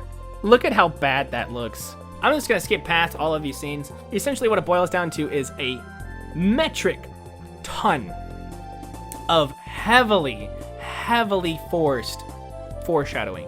Again, foreshadowing is great when you don't know the outcome and you can look back and go, oh, that's, holy crap, I can definitely see all of that happening. It's kind of like, I guess I'll bring up The Incredibles 2. Kind of like knowing that the spoilers for anyone that doesn't know The Incredibles 2, by the way, you can skip past like 3 minutes and then I'll be done talking about it. Like looking back and seeing that the villain the whole time was the woman. It's not the best example of foreshadowing, but seeing her kind of playing everything from the shadows, it's really interesting because it gives all the conversations whenever you watch the movie again a second glance. But foreshadowing whenever you know the outcome already is stupid, because not only does this movie not do anything outside the box, this entire thing has been referenced throughout Dragon Ball Z like for eons. Dragon Ball Z is like 13 million years old. And you're still referencing one of the initial plot points of Dragon Ball Z, and still trying to be like, I wonder if Frieza's gonna blow up the planet. That's good writing. Amazing how much just paying attention and letting a movie show you what's going on can actually do to explain every moment. It's like, again, it's like scripture. Like, you're like, therefore, the movie doth said this, therefore, every explanation is just valid and not open to criticism whatsoever, because all of this foreshadowing doth said it, does not make what just happened stupid. Da-da-da-da-da-da. Yeah, Frieza doesn't care about his own men. He would gladly kill anybody just because he's angry, or because he feels like it, because Frieza doesn't care. Alright, so I'd like to go to a different, the original part of this movie, where you were talking about the huge force that came with Frieza whenever they went to the coronation ceremony. Roll clip. Judging by the size of Frieza's ship alone, you can clearly tell that it needs to be properly manned. Yeah, it would really suck if Frieza brought like a metric shit ton of soldiers with him and just killed all of them, because by the way, it takes like lots of people to man this ship. And so just bringing everyone and then blowing them to smithereens is not a stupid idea. I know Frieza doesn't give a shit about his people, but he doesn't like lifting his fingers when he doesn't have to. And so I can only imagine, first and foremost, the entire reason that he blew up Planet Vegeta was to stop an uprising. You wanna know something that would definitely start mything a couple people? Whenever half of their friends get blown to smithereens for no fucking reason? Yeah, it would kind of start going across the galaxy and making people go, you know what? Frieza may be scary, but eventually we're gonna have to take this guy out. We're gonna have to figure out a way to kill this guy. This initial scene would be one of the first things that would start a revolution against Frieza. And he's never cared. But once again, I have to correct you because we're clearly not watching the same movie here. I agree. Apparently we're not. Frieza did not send these henchmen down to fight the Saiyans. In fact, these henchmen were in response to one lone Saiyan flying up to Frieza. So he didn't send them to fight the Saiyans, and then he sent them all out like bowling pins for him to knock down for the hell of it. Yeah, that's a much better way of explaining it. Who was that Saiyan? The same Saiyan that you said served no purpose in this movie at all. He doesn't. None of this serves any purpose. All you need to do is either start, you know what? Let's do it this way. Start the movie at this scene. Start the movie right here. Maybe just start with Frieza blowing up the planet and then just cutting to Paragus and Broly escaping. That would save so much time. So much time. He was simply pandering and nothing else. Well, you saw it in Kai, so you should know exactly who that Saiyan was and what he was doing. I know what he's doing. I know why Bardock is there. I guess we're not watching the same movie because maybe we didn't like listen to the same review. Maybe you watched my review and think that I'm some Neanderthal who this is his first time watching a movie. And I'm like, why doth all this happen? But Broly punch, me no like punch. Because it was none other than Bardock himself. These soldiers are not flying down to fight the Saiyans. The only way you could have got this idea is by forcibly painting the movie in a bad light. I'm forcibly painting the movie in a bad light because I think that it's bad. Why would every single one of these people even bother flying down in the first place if they weren't... The entire reason, by the way, the entire reason that I think that any of these people flew down is because I think that it was written that a whole bunch of Saiyans were supposed to fly up to fight off the fighters, but they were like, nah, let's just do it the way that it's originally supposed to be and just have Bardock.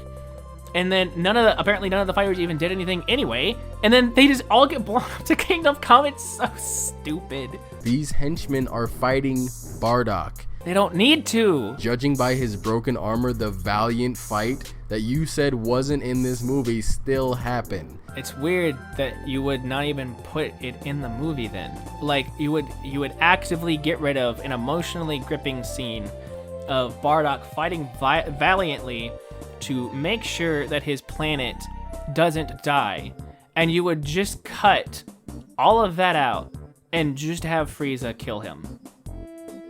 That's more... No, sorry. The emotionally gripping parts is him holding Goku or Kakarot and being like, I love my son. My son's so good.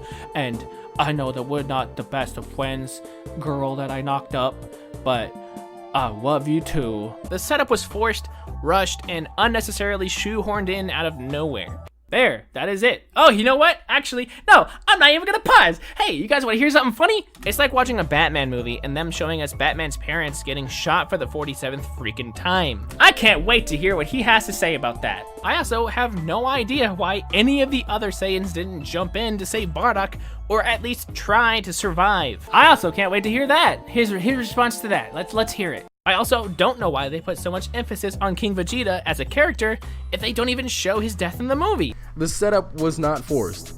Bardock is the perspective character for this scenario. No, he's not. The scenario is supposed to be Broly. Broly is the main character of the movie. Why don't you just have news or just cut to Planet Vegeta blowing up?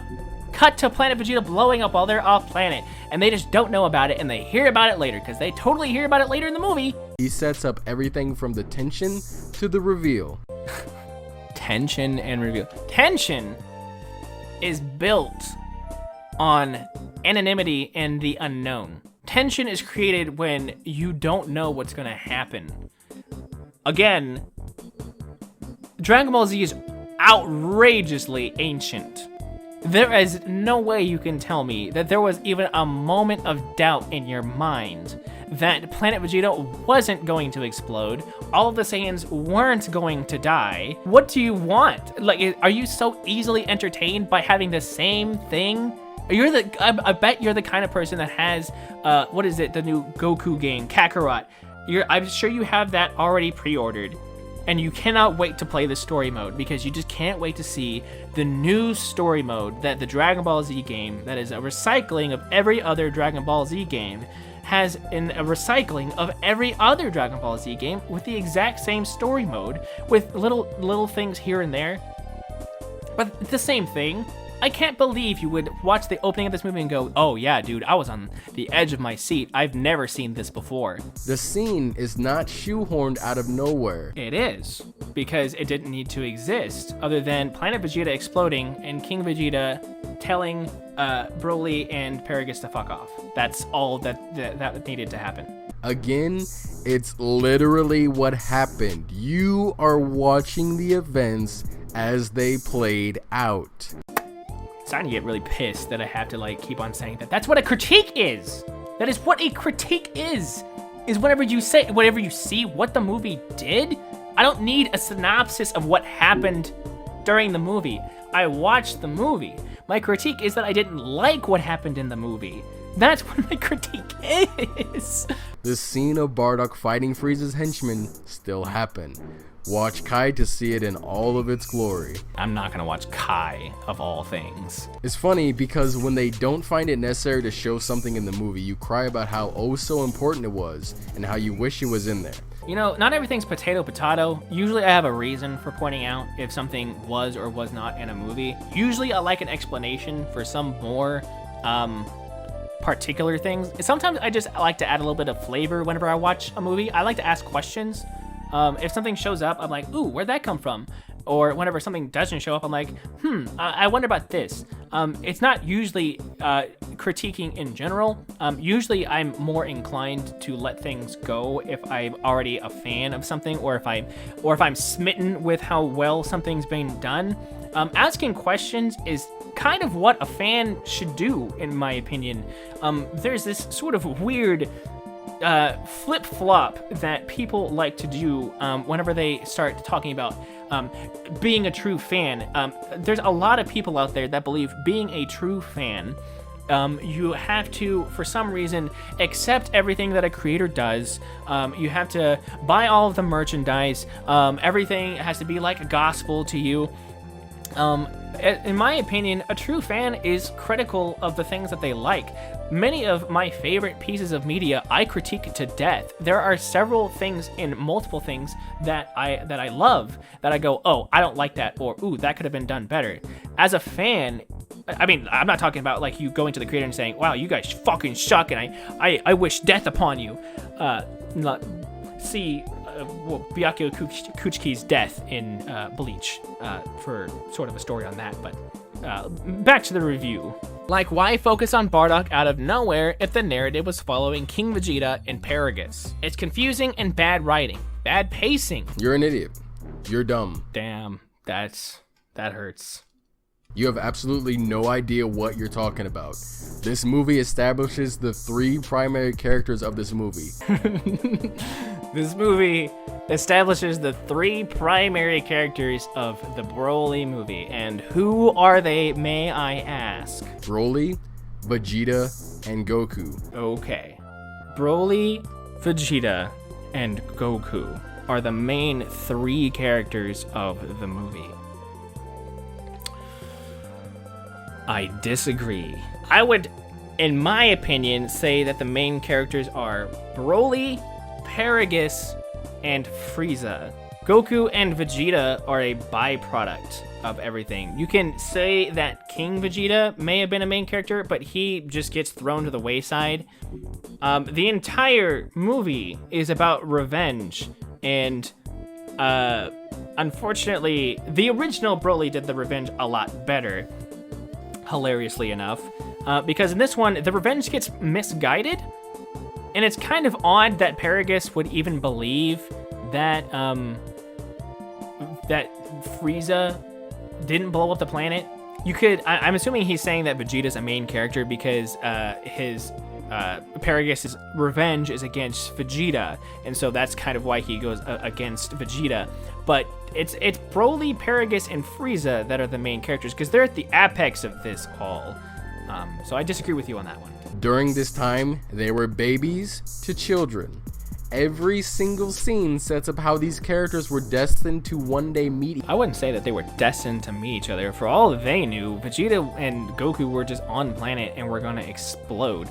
Destiny is only a plot point if you make it one, especially when it comes from a writer that has such poor skill as Akira Toriyama. Usually, destiny, in my opinion, is a way to falsely signify something because it's how bad writing is done. It's kind of like how in that Pokemon movie, they made Ash like the chosen one. Like if I hear the chosen one again, I'm gonna die.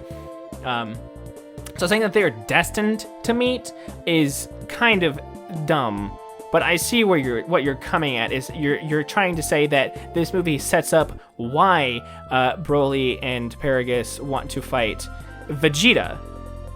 It has nothing to do with Goku because Bardock has no correlation with Paragus, has no correlation with Frieza.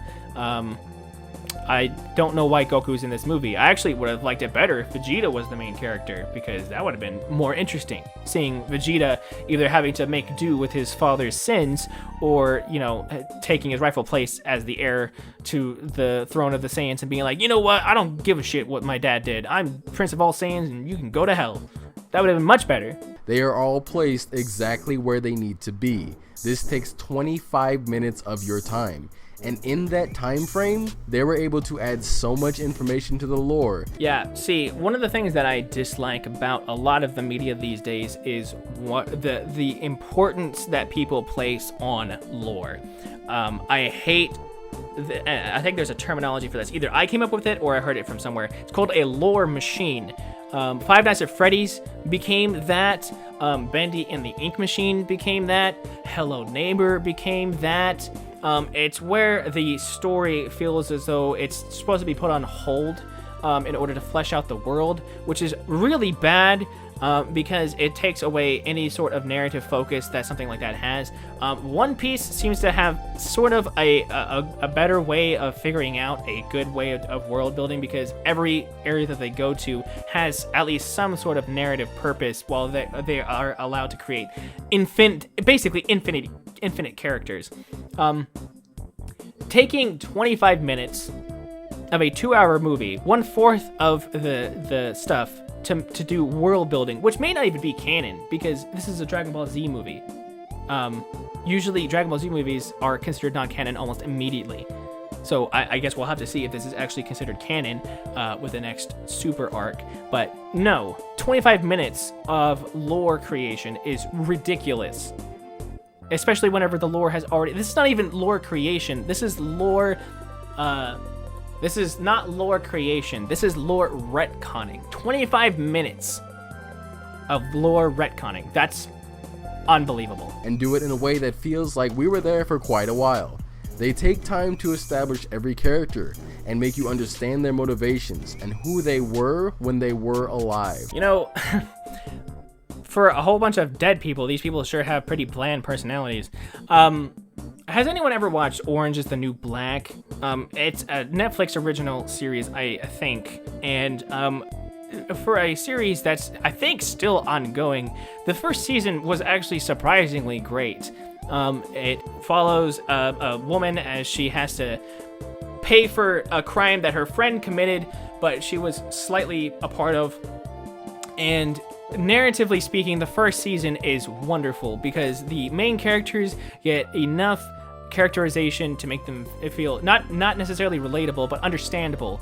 All the side characters get just a tad to make them feel real, but the narrative never left the main characters because it's important for a narrative flow to stay with your main characters unless you're a series like Steven Universe. And for you to say that all of these side characters having a ridiculous amount of time put towards just their motivations, just for every single one of them to immediately die, except for Paragus and Broly, saying that that's a good thing is just not good. By the way, the rest of Orange is the New Black is terrible because they did the exact same thing that Broly here did, is they decided, oh, the side characters are so important, let's become a lore machine. You have to know why everyone is so great and wonderful and beautiful, and the bad guys are super duper bad and the good guys are super duper good, but they have such tragic backstories. Maybe I'll make a video on it. I just whacked my microphone. This is an amazing case of how to properly structure your story. See what I just said about 10 minutes ago. Every character gets a solid amount of screen time and is used meticulously as to not show unnecessary moments. Again, we're 30 minutes in, and we've established a whole lot about a whole bunch of characters that are dead. The main character, Broly, and Frieza have to go fight two side characters, Goku and Vegeta, and we're still 30 minutes in and they haven't even been announced yet.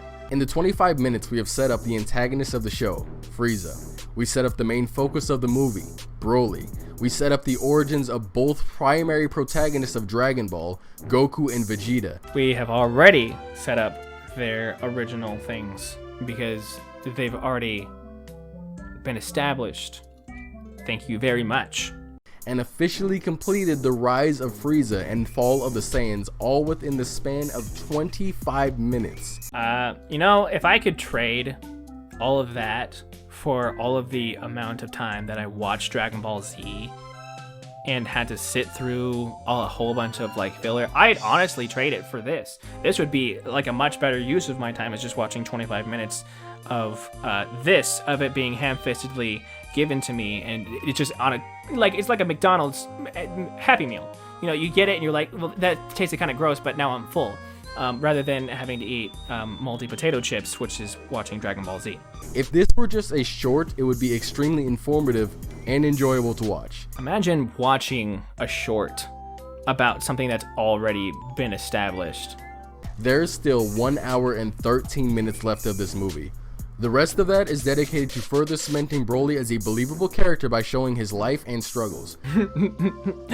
We're almost there, guys. We're almost to the abuse. Oh my god, I cannot wait. It's not that I don't rejoice in abuse. However, I do rejoice in bad writers getting called out for their garbage writing. Surely this man who very clearly has a passion for Dragon Ball Z can go, you know what, I can understand Paragus he's got to go find his son. Surely he would never abuse him. We got it. We'll understand it completely. You are actually stupid. That hurts, man. If you think that everything you just watched was terrible writing. It was. It's like a condensed version of what I've already seen. Why are you showing it to me? I also like how all of Bardock's clothes get blown off, but there's a patch of cloth to cover up his dangly bits. Gotta keep this family friendly now, or else we can't make as much money. Oh, nigga, you gay! What? What? I'm gay? First and foremost, I can't believe you're using that as an insult. However, no you! Reverse card. We get a scene of one of those off-planet Saiyans receiving a transmission and relaying it to Nappa and this guy. Only, he's getting the message on his scouter. And both of the other people there also have scouters. Wouldn't they also receive the message? Quick! Gotta mention that Raditz and Vegeta were supposed to be on planet when it blew up, but I pause right there and say that he didn't even try to talk about the fact that there was absolutely no reason for that scene to exist. Every one of them got the message because they're all wearing scouters. He just glances past it. Ignored orders. Doesn't that make their survival that much more impactful? That's not Nappa. Do you not? You know that I know. Wow. Okay. This guy thinks that I don't know who Nappa is. You kidding? I'm gonna go back and see what I said to make sure that I don't look like a fucking idiot. Let's see what I said when I was talking about those three people. I said, we get a scene of one of those off-planet Saiyans receiving a transmission and relaying it to Nappa, and this guy, and this guy. One of those off-planet Saiyans, the guy on the left, relaying the information to Nappa, and this guy. I could not be any more clear. That's not Nappa. Do you not know who Nappa is? Okay, this just proves that you're not watching the movie. This scene shows this Saiyan getting the message, not Nappa. So again, you're just looking for things to whine about, and it's unnecessary. My entire issue with this scene, besides the fact that they needed to somehow make it seem more miraculous that Raditz and Vegeta were alive, is the fact that this Saiyan on the left gets a transmission on his scouter, which would imply that, given the fact that Nappa has a higher ranking position than those two, Nappa would probably be the one, if anyone was going to have their scouter on, it would be Nappa. But given the fact that all three of them are wearing a scouter, every one of them would have received the same transmission, so there's no reason for this guy to go, hey guys, I just got a transmission. Me, then nobody got a transmission. Let me relay it to you guys. Everyone should have received the transmission. We're not, woohoo. In this scene, it's obvious that all the Saiyans, except for this guy, are paying attention to their scouters. It's implied they're all ignoring any orders from Frieza as well with this scene. It's a good thing we decided to ignore Frieza's order to head home. To head home. That's the order that they... They are already not listening to what Frieza said. Alright, so let me just hit you with this one, with your own thing. If they're all ignoring Frieza's orders, almost said Frito's orders, that'd be kind of a cooler series. Them all getting orders from a bag of Fritos. They would all not receive this transmission. So again, even with your silly interpretation of this scene should still not happen, because they'd just be like, we're on a planet and killing things. Haha. Can't wait to go back to Planet Vegeta. I hope it's in the exact place that we left it. If this Saiyan wasn't so concerned, none of them would be aware the planet had blown up at all. You would still receive, it's like receiving a text message. You would just go, oh, let me just, they would all go, ooh, we received a message. Let's listen to it. Raditz and Vegeta aren't here for no reason. They were already mentioned to be off planet. Gine literally said they were on a mission before Frieza even blew up the planet. I know. But what I'm saying is the fact that they would feel the need to say out loud, wow, it's super great that we didn't go back to Planet Vegeta, is so insulting to your fan base. Why on earth, every plot point in this, why does it need to be stated out loud why something is something? You know, one of the greatest things that I think about any piece of media is something that you can get from it for yourself. You can either get it from a YouTube video of someone noticing it, or that's why I think subtle references are the bee's knees, to sound Texan for a second. Whenever someone puts in something that's so mild, the fact that you would notice it is like fulfilling to you. That's why I think a great Easter egg is. Saying, oh man, it's so great that we didn't go back to Planet Vegeta or else we'd be dead, is robbing your viewers of that treasure of them going, holy crap, it's kind of great that they didn't go back to Planet Vegeta then. Because the movie's like, oh, I guess they're too stupid to realize, let me just say it out loud. It's really great that we didn't go back. Da-ba-da-ba-da-ba-da. Where's Raditz? Off-world. He's in the military now, teamed up with Prince Vegeta on some planet. Again, you can't just say that the movie said so, therefore law. It's irrefutable because the movie said it. Aha! Got you there. Understand how somebody can give their opinion on a movie that they didn't even bother to pay attention to. And you claim that you watched it again to rethink your opinions? Yeah, I did, and I hated it the second time. You couldn't be lying more. Have you even once considered that you should fact check? Fact check. Again, the fact that you think that because the movie gives reasons as to why things are the way that they are makes them immune to criticism, that is absolutely incorrect. The reasoning behind things is so blatantly obvious. And for a while, I was wondering why, because I went to your channel, and I don't want to talk bad about someone and talk down to them, because we're all equals here. The fact that I even have the amount of subscribers that I do is because I happen to play Baldi's Basics Education and Learning back when it exploded, and so that's why I have the subscriber count that I do now. It's absolutely nothing to do with my skills as of right now. Hopefully I can actually get a fan base going here.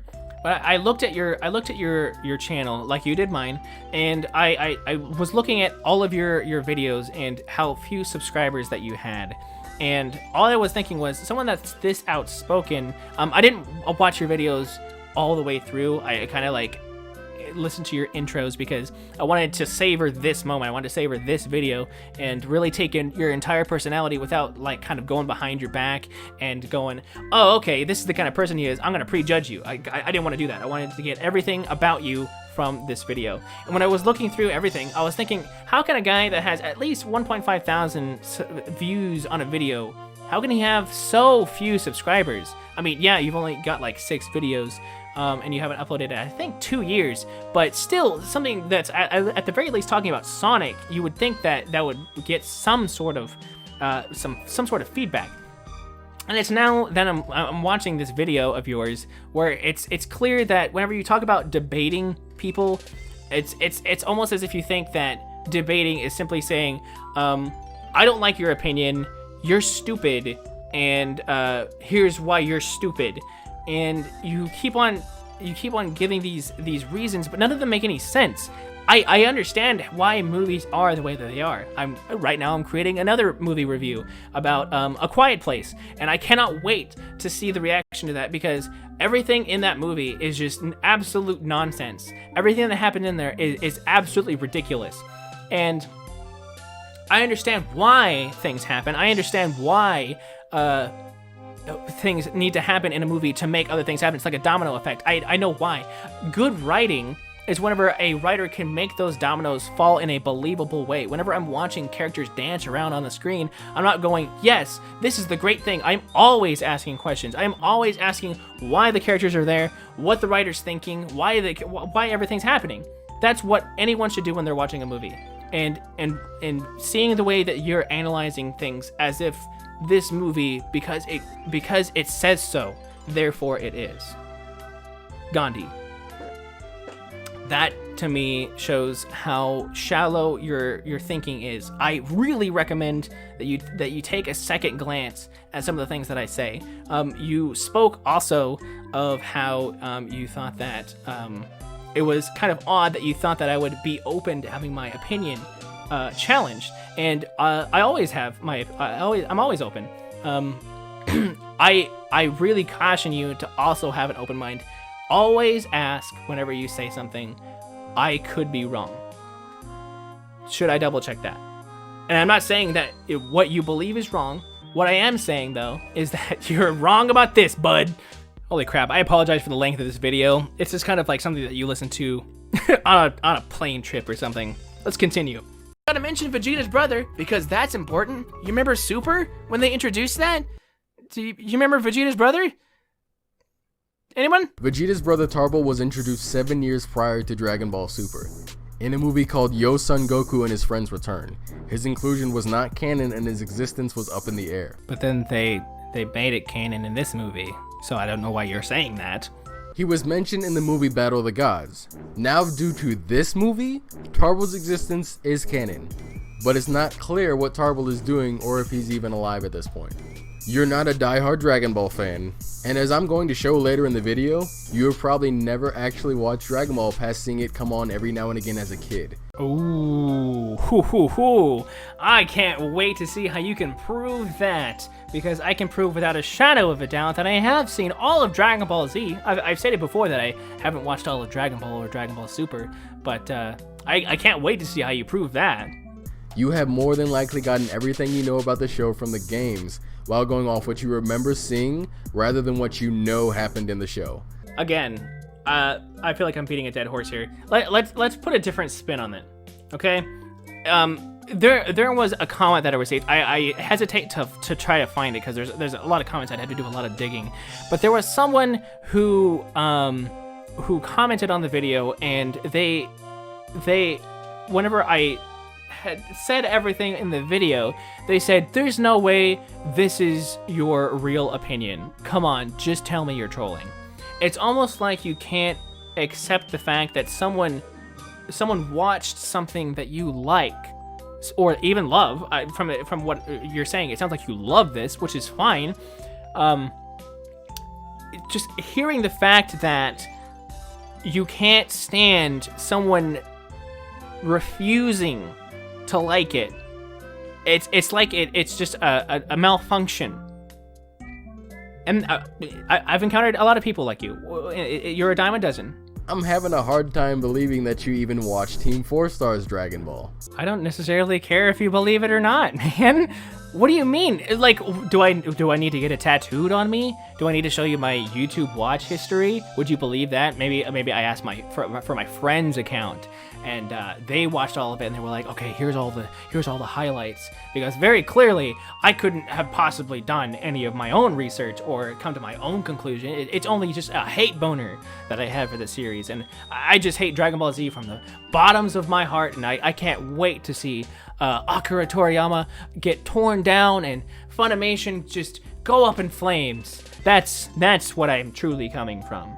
I also gotta give Akira Toriyama props for making me actually want to slap him across the face. These people regurgitate the words latent abilities and low-class warrior like it's going out of style. More proof that you've never watched Dragon Ball before.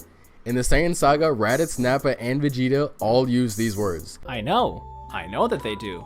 However, they use them very sparingly, and in usual kind of like normal conversation, they're like, you're a low-class warrior, Goku, when we didn't know what that was. It's kind of like in the movie, I forget exactly how many times they say low-class warrior or latent ability. No one normally talks like that, and I get it, they're Saiyans or aliens, and they have a different way of talking or everything, but they say it in such quick succession. It's like Akira Toriyama couldn't come up with any like synonyms for it. He was just like latent potential, low class warrior.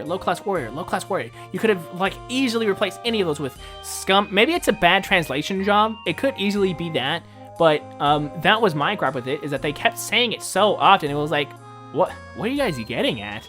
This is how Saiyans talk to each other. They are still the warrior race you know, and the majority of them just care about how strong you are or can become.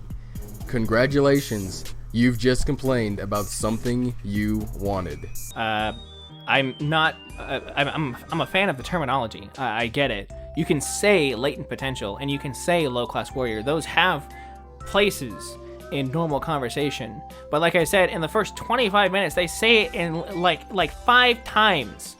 In like such quick succession. They're like, you're a low-class warrior. No, I'm not a low-class warrior. Blah, blah, blah, blah. He's a low-class warrior. Blah, blah, blah. Low-class warrior. It's like they have no other way of saying lower on the totem pole, scum, like lower than that. I don't know. Some sort of synonym. Like, I have no problem with the terminology. I have a problem with how quickly and how often they say it in like the opening of the movie. Yada yada yada. Goku lands on Earth and we get a cool little thing showing us time passing and all of Goku's adventures. Only it literally only shows Goku and Vegeta, since every single one of us knows that literally no other characters in this franchise matter at all. Remember whenever Gohan was supposed to be the most powerful being at the end of the Cell Saga? Yeah, me neither. I'm gonna show the scene in its entirety here. Are you gonna show the scene in its entirety here? Are you really? Since you like to lie and talk out of your ass. Yeah, all I saw was Goku and Vegeta and some of the villains that they fought. That's it. What do you have to say about it? This is what's called a transition. It's a shot in any sort of media that leads into other scenes. This man's trying to explain to me what a transition is. The scene in question is literally the introduction to our main cast, starting with Goku and then Vegeta. I don't understand. So you said, I'm going to prove you wrong and basically expose you for talking out of your ass. And then he says, it shows Goku and Vegeta. Which was my point. If you ever wanted to talk about pandering, this is the time you decide not to. The scene is purely fan service, from Goku aging up to Vegeta. You know, I didn't really have to like say that it's pandering because I already said that I hated it.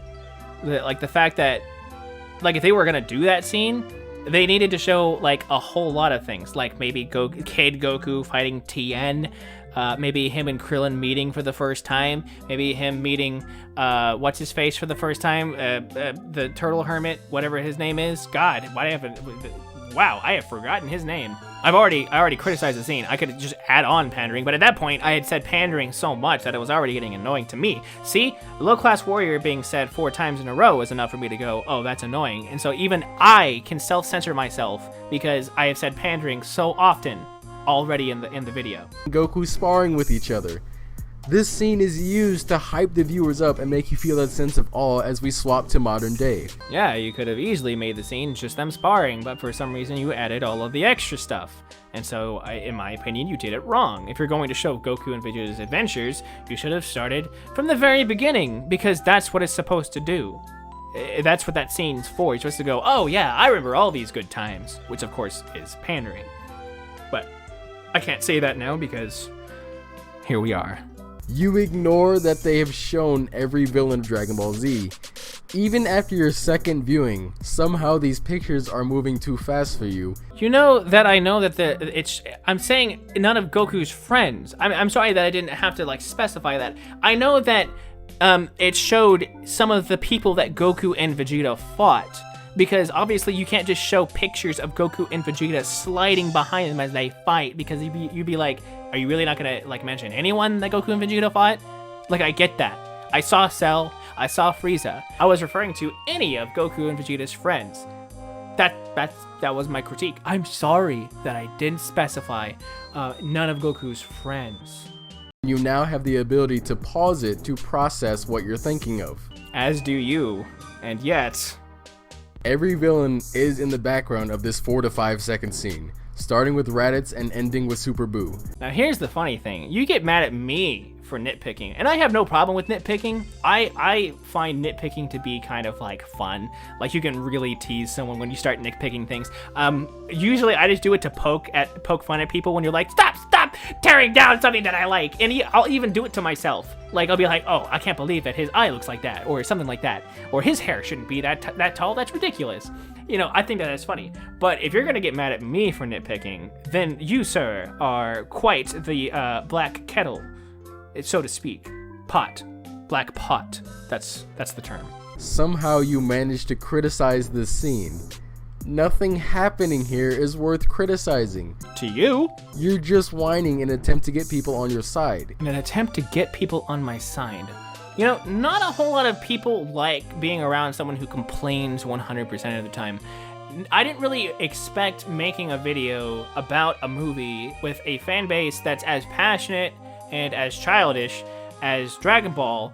I didn't expect a whole lot of people to go, oh yeah, this guy who's making a whole lot of noise and talking really condescendingly, I kind of hope that, I kind of like this guy. You know, he's kind of tearing down something that I've liked since my childhood, and, you know, he's really kind of talking down to me, but I like him. You know, he's kind of convinced me. I don't know how he did it, but this is great, man. I love this.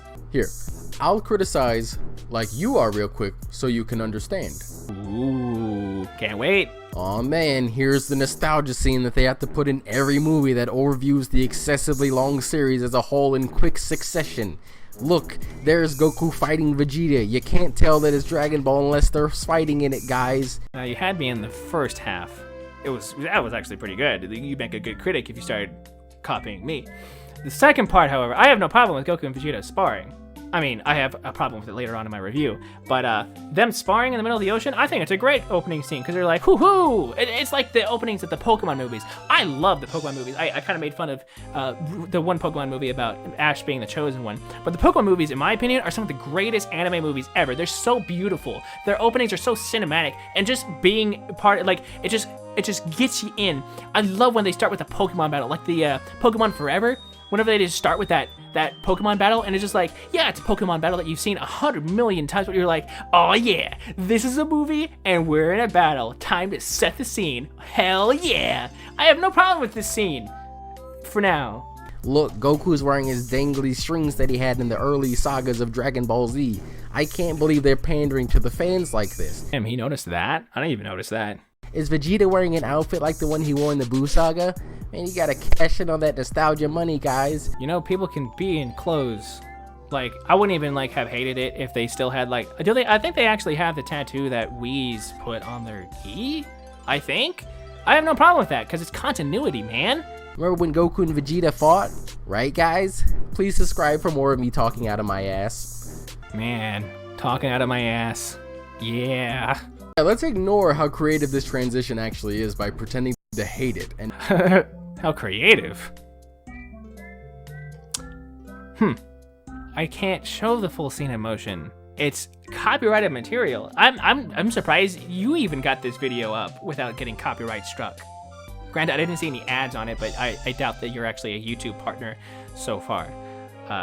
It's actually kind of crazy that you would imagine putting this in a movie or in a video on YouTube is actually acceptable.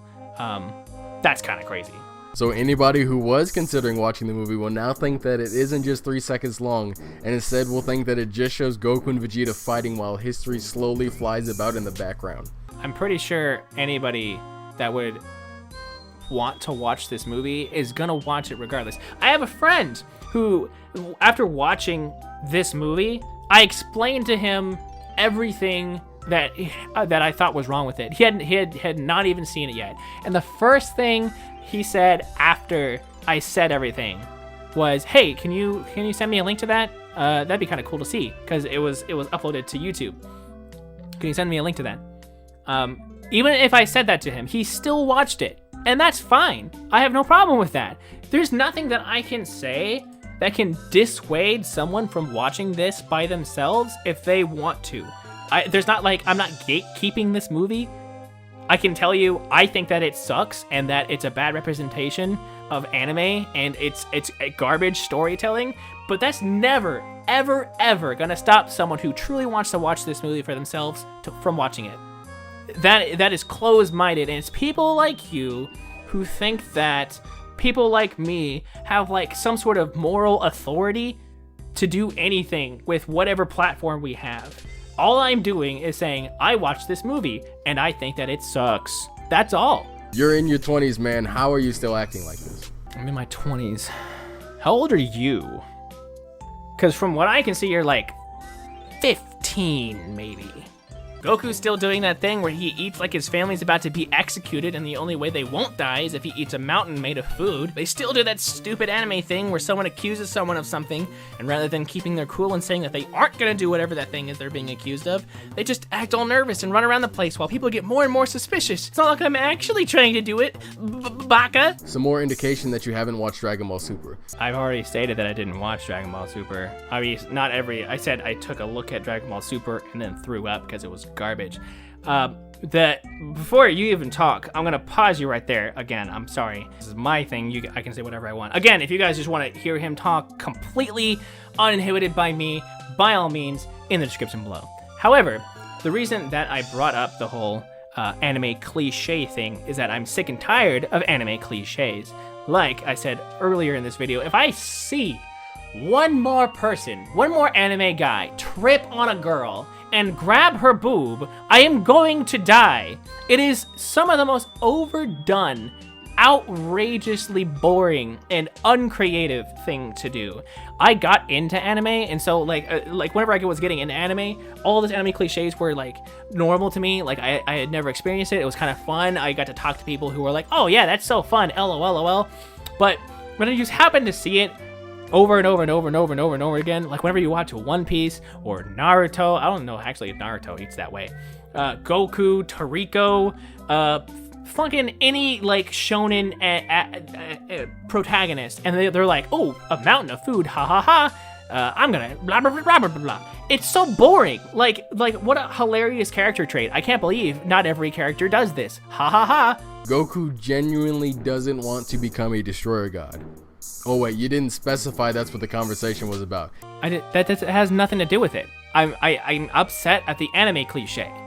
I have no idea why you think that him doing that in response to becoming a destroyer god has anything to do with it. It's a stupid anime cliche. And actually, Vegeta during this scene starts calling him like an idiot, and like he's like, you're so stupid, blah blah blah, you're so stupid, da da da, everything you do pisses me off. Here, I'll show the scene again so that there's actual context. I understand the context, my man. I get it.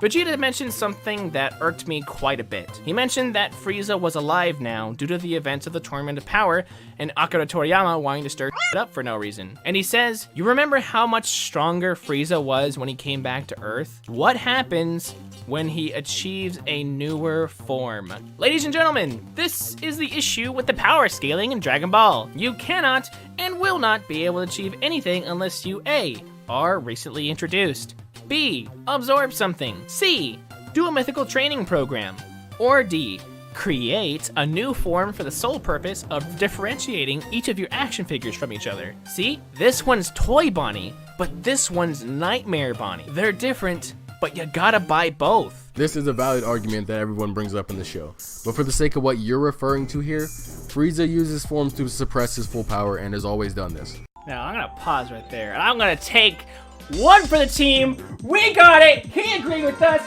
Pack it up, everyone. We're going home. Hell yeah. All right, hold on. Before I take this apart, let's hear exactly what he has to say. Yes, there is a genuine problem in the show, but this is a bad example to use since this character is one of the originators of multiple forms. Goku and Vegeta were both shown transforming to a great ape, so it's not the first time the show has presented this idea. That's probably a spoiler to you since you didn't see Dragon Ball or Dragon Ball Z. I have no idea why he still thinks that I haven't watched Dragon Ball Z. I have no idea where he's getting this.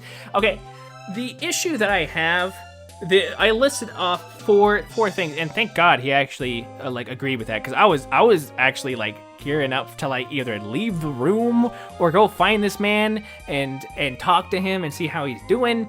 But okay, the issue that I have with the power scaling in Dragon Ball Z, besides everything, is the fact that whenever someone needs to like get stronger, they can't just organically do it. It's like they just like need to change color, just need to change a color, and that just adds a multiplier, and then that's Akira's way. Oh yeah, now he's on par, and that's fine. Goku went Super Saiyan, which is contextually like a MacGuffin, but it was I guess alluded to throughout all of it, so I guess it's fine. And then he goes Super Saiyan God, which is just another color, and then it's like, okay, so this is a multiplier. Rather than them just training, which is another reason why I can't even watch Dragon Ball Super, because the amount of training that is required to even be on par in the series to anyone worth fighting is ludicrous. It's actually unmanageable by anyone by any means, unless they're like in the hyperbolic time chamber for like 30 days in a row, and they come out and they're like an old man and they're like 100 quintillion power level. But like Dragon Ball Super, like 17 is like throwing around Super Saiyan God, Super Saiyan. Krillin beam clashes with Super Saiyan God, Super Saiyan. There are people that introduce that are in base knocking around Super Saiyan God, Super Saiyan. It's so ridiculous. That's my issue, especially with what I was saying here, is you just change color and now you're on par. That's how stupid it is. And it doesn't help that it's literally just created to sell action figures, because everyone already has Frieza first form, Frieza second form, Frieza third form, Frieza final form, 100% power, and now they have Golden Frieza. Congratulations. I can't wait to see what his next form's going to be. What is it? Black Frieza? Ultra Frieza? Can't wait. We'll just make like you and ignore that they've explained how and why they can transform at all. I've already explained why this is stupid. There's so much unnecessary anime crap in this movie, man. It's one of the reasons it's hard for me to find a good anime to watch, because for some reason people get off to people blowing up and yelling at each other for no reason and call it entertainment. A simple conversation between Goku and Vegeta turns into a shouting match only because Vegeta thinks Goku's an idiot and Goku thinks, I wonder what I should eat today.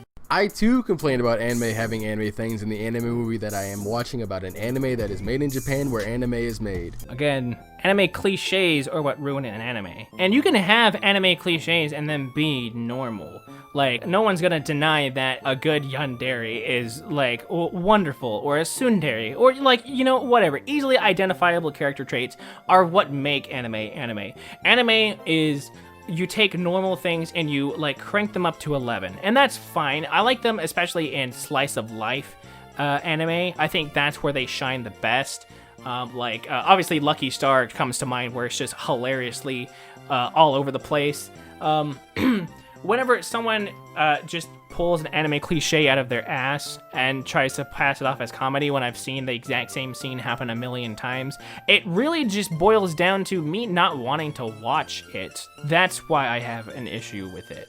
But this again is taken out of context. I'm not taking things out of context. I'm kind of just summarizing them. My original video is about 30 minutes. If I like showed every scene, like this video is gonna be long. It's gonna take a long time to edit it. It's gonna take a long time to go through it. I apologize if you people think that this video is too long, but it's what it has to be. So I apologize if you think that I'm trying to like hide behind all of my points, but I wanted to create a video that wasn't an hour long, just so that people would, like, as a review, the last thing you want in a review is for it to be 2 hours long. This is a little bit different because it's kind of a dialogue, and so I think that this type of video suits best, where it's kind of just me talking back to you. The only part that I scripted of this video was the very beginning, just because I like to script my opening so that I can summarize my thoughts correctly, but I kind of like just sitting in front of a microphone and shooting the shit with you guys, so it's kind of fun. But this guy, man. Trunks calls. Kid Trunks, not future Trunks, since both of them are characters. You wanna run that by me again? Did you watch the Cell Saga? Trunks went back to his own timeline. I know, but I still have to state that it's future Trunks and not Kid Trunks and not future Trunks, because both of them are characters in the canon. And so I wanted to specify that this is in fact Kid Trunks. I know that may kind of be scary, and I know you're nitpicking just a little bit, which I don't have a problem with, unless you have a problem with it. So, Kid Trunks, everyone, because future Trunks just doesn't exist. Somehow you don't know that? During the Cell Saga, Trunks was also born. In the Buu Saga, he plays a pretty significant role as Gotenks. I know who this character is. I'm nearly entirely convinced that you have never actually seen Dragon Ball. I'll even give you some spoilers for Super. So spoiler warning to those who haven't seen.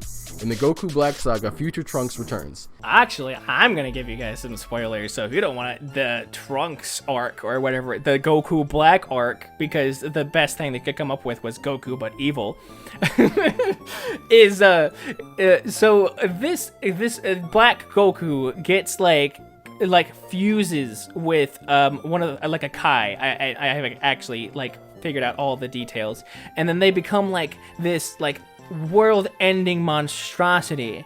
I think it's called like Zamasu or something like that. And Future Trunks, just out of nowhere, uses a spirit bomb that he would not know how to do, and then absorbs it into his sword and one-shots Zamasu.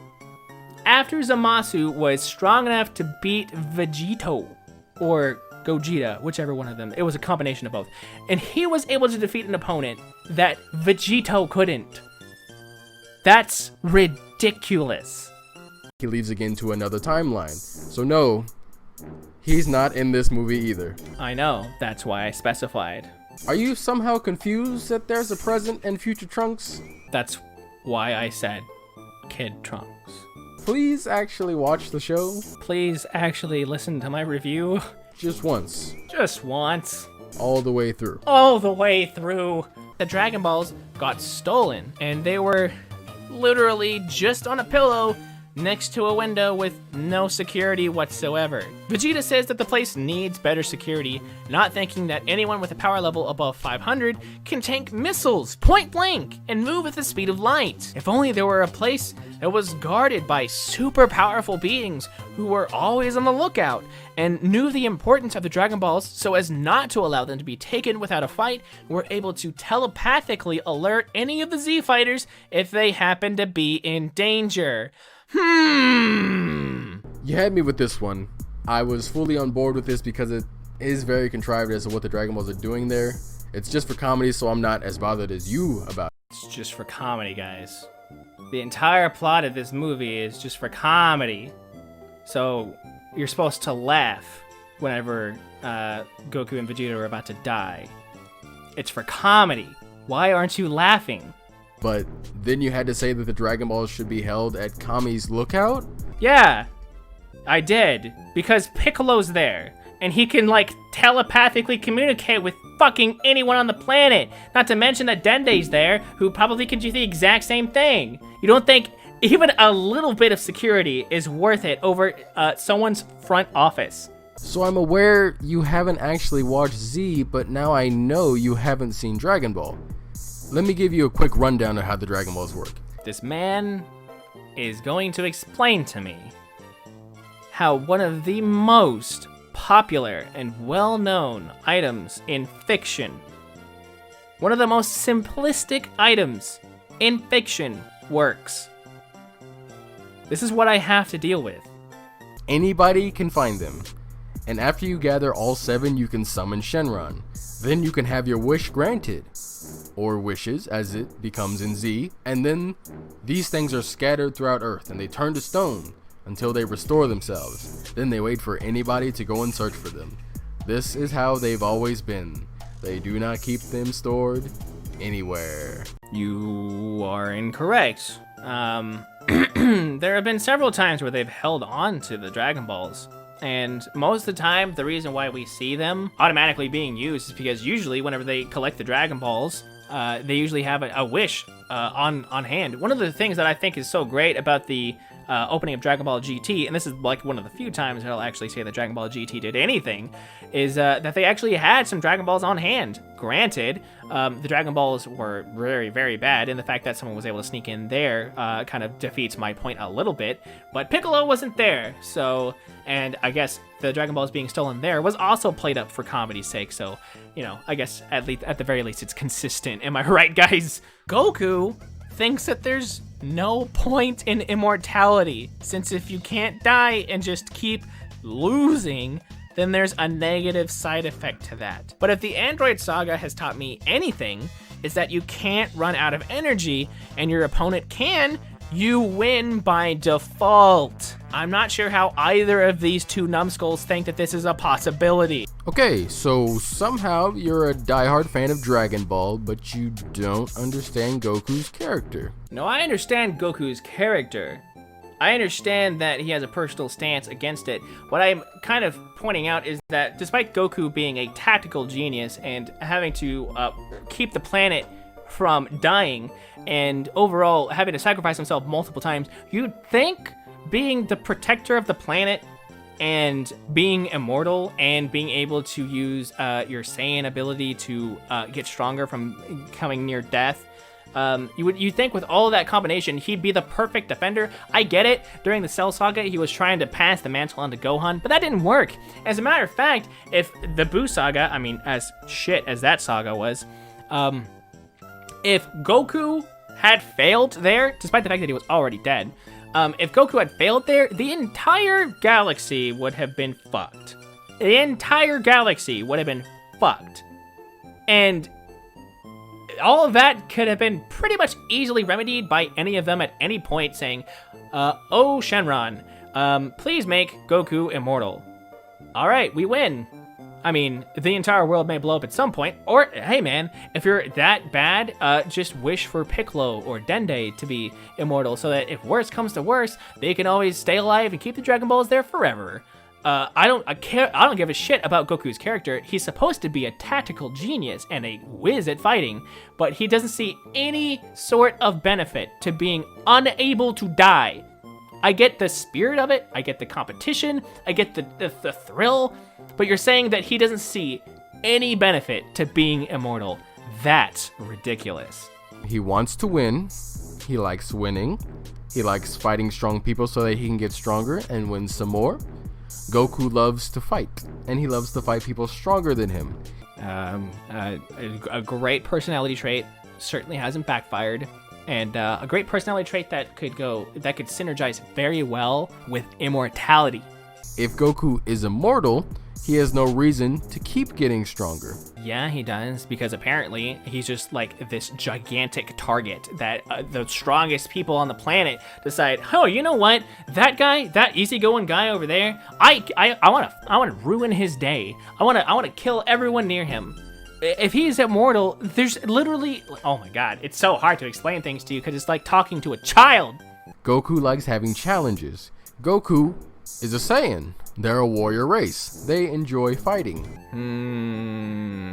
Warrior race enjoys fighting. Other Saiyans are not cut out to be warriors.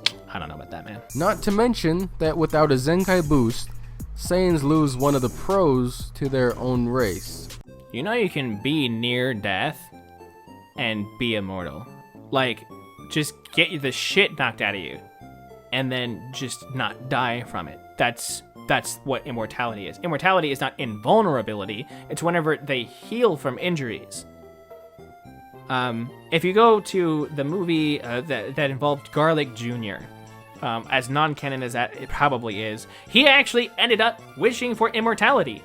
It's pretty crazy. He actually did it. He was probably like one of the smartest villains ever. He was like, if I can't die, I can't lose. So he did it, and then he lost. Oh my god. But the fact that he wished for immortality but could still take damage is proof that Zenkai boosts still work, even if you're immortal. And damn, he could really use some immortality. So once again, you're a hypocrite and have yet again criticized yourself because now you suddenly don't like Saiyans wanting to fight and get stronger. You know, you can keep on throwing out the word like hypocrite and like dumbass and talking out your ass. You can keep on throwing that stuff out. Like, I'm not gonna say that you can't do that, but I usually try my best to either eloquently say things like that, throw a couple of jabs here or there, but just a little advice whenever you're trying to like convince someone, because usually a debate usually has the intention of either convincing someone of your side or at the least making it well known or at least a respected opinion. At least you can look at your opponent and say, you know what, despite the fact that I do believe that on some level they're wrong, I can respect the drive But going around and being so aggressive, it's not gonna like turn any heads or change any minds. It certainly hasn't changed my mind both the times that you have reached out to me originally, except for the time that I replied to you. It has been very aggressive, and it's very antagonistic. And I have no problem with that because I am meeting you head on. But it's not gonna turn any heads, man. I promise you, it's not gonna help. Immortality doesn't mean you can't get tired. The androids are not immortal. They are cyborgs. They can still die. If you're immortal, you can't. And if now I'm convinced that you've never watched Dragon Ball Z. It's stated, at least in the English version, of what I remember, is that the androids actually have a limitless supply of stamina. They can fight forever, despite the fact that they are in a fight and they go gah, gah, gah. They still have infinite stamina. They can continue, like the fight between Piccolo and 17 would still have come away from that in a win if Cell had not intervened, because Piccolo does not have infinite stamina. They both have an energy pool that they draw from, but the androids have infinite stamina. And being immortal, it's like, sure, it doesn't involve infinite stamina, but if they can't kill you, you just chill out until you have your stamina again. Like, you can't die, they can't beat you. It's like Zombie Man from One Punch Man. One Punch Man's so good, guys. Go watch it. Don't watch the second season. It's garbage. Being immortal means you can't die.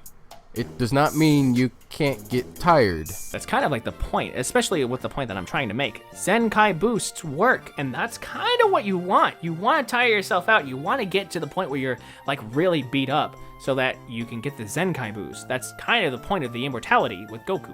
Frieza is behind the snatched balls. He states that he can't get near the planet because his power level would get recognized instantly. Despite the fact that everyone was able to easily tell his power level coming from the very beginning of the Android saga, and now he's clearly more powerful, so I don't know how that's a thing. Well, as you graciously left out, Frieza is sitting at the edge of the galaxy as shown here. And that is how they can't detect him. While in the Android saga, they detected Frieza as he approached Earth. Okay, so here's another thing.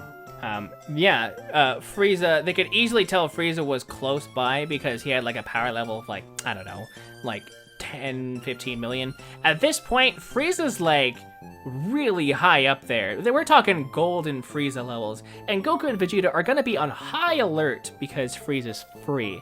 You don't think that they would be able to feel him even being there? And you really think that with everything that they can see from the sky, you don't think Bulma or anyone has like a satellite? How on earth do you think that Frieza's henchmen got on Earth? You don't think any of them saw a spaceship come into the atmosphere, land, and just remain undetected? Yeah, it was in the frozen tundra, but like, no, like this shit has happened so often. How are they not fucking prepared for this? Not as he sat at the edge of the galaxy.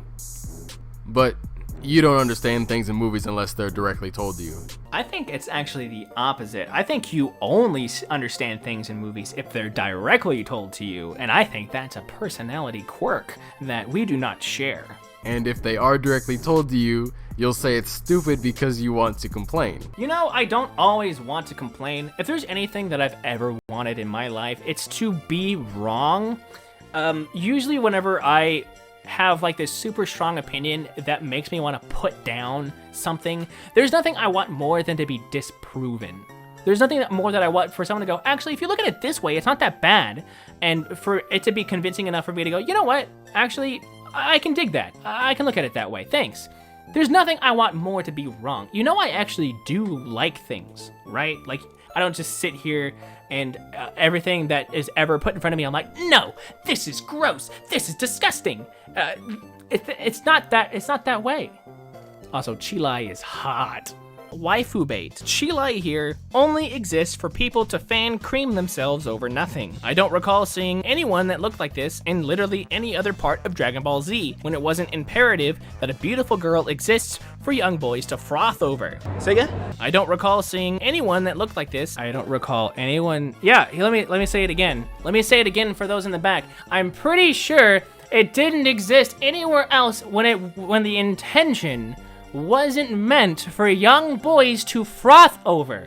How can you listen to me say those words and look at every other instance that you showed me and still think that that's the case. Every female character that has been introduced has had to be outrageously sexually attractive for no fucking reason, when it was imperative that they be some person's romantic interest or like that's their personality trait. Akira Toriyama is a very strange man.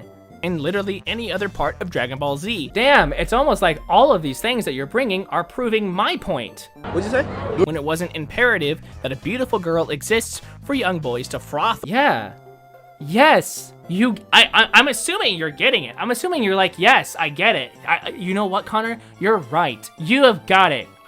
I'm taking this as a win. I'm honest to God taking this as a win. How do you look at all of these people, all of these characters, and not think, yes, this was an intent design for young boys to froth over? How do you not see this? Am I blind? Am I misconstruing something? Are you thinking that okay, I think I understand now. You think that I think that Chilai is the first instance of this. You think that this is the first time that you think that I think that Chile is the first instance of this. How do you get that from my words? What I'm saying is whenever Akira Toriyama introduces a female character, they are going to be looted on purpose. The entire point of the new Saiyans is for the girls to be as hot as possible, to have as much hentai drawn of them as possible. That's how you have like underground fan things. Even Plague of Gripes, who like hates Dragon Ball Z to its core, still loves the women, and I do too. Hey man, Chilai is great. All right, I think that she is banging, but I see the entire point behind her character is for that reason, and that to me is hollow, very hollow. And the fact that you can't see that as my intent is disheartening. Well, it's been like 20 years since Paragus crash landed on a completely devoid of life planet, save for a ravenous species of monsters, but oh my god, what's that? He still has it. How the hell did you make that? You had literally nothing to make it with. And if you're saying he crafted it, by the way, well, this is making no context. He left out the fact that I'm referring to Broly's collar. I am criticizing the fact that somehow on a planet devoid of any machinery besides, I guess, the carcass of this ship, he somehow made a Bluetooth remote that shocks his son's collar, which he didn't have, by the way. From the parts of his ship, I don't care. How does Broly not just rip the damn thing off at any point? So the only logical explanation that you can find is not the answer to your question. Okay, so you just want to be right in this scenario. What is he referring to? I'm like missing half of the context for him talking. Did he like accidentally cut out a part? Did he like accidentally like delete? I feel like there's a missing lead up to this. Not only did you become aware that you already had an answer to what you were asking. Oh my god! He is actually saying that Paragus, a guy who fights for a living, crafted from the parts of his destroyed ship a collar that can shock a Saiyan who has a power level outrageously larger than his. He created a collar that can shock him as well as a remote that works alongside it. And it doesn't look like junk. He is actually putting forth that notion. That is great. That is really great. You went ahead and kept it in the video. You are dumb enough to allow yourself to believe the actual place that the collar came from cannot be the place it came from. There was no indication that the collar came from the ship. It just appeared, my friend. There is no explanation. I find it funny how whenever a movie states something, you're like, oh yes, this is absolutely fact. But when a movie doesn't state anything, you don't have any questions. You just come up with answers on your own. Like, you're like, oh yes, this is the way that this is. You saw the collar and you were like, oh yes, clearly Paragus must have crafted it from the remains of his destroyed ship. Somehow there was enough parts in there for him to be able to create this completely seamless collar. Yes, this is the answer. Excelsior. Paragus never says that he made the device. To continue going with the original Broly movie story makes no sense. And yet, here we are, doing the exact same thing. And you have still not explained how Paragus made it. It's obvious where he got the collar. It It is not obvious. came from the ship. It wasn't obvious to me. They were stranded on it, and as you said, there are no other resources. Yes, or Akira Toriyama is really bad at writing. That's also a thing. It's most likely used to bring prisoners in. You can either go with that, or say he made it from parts he took off the ship.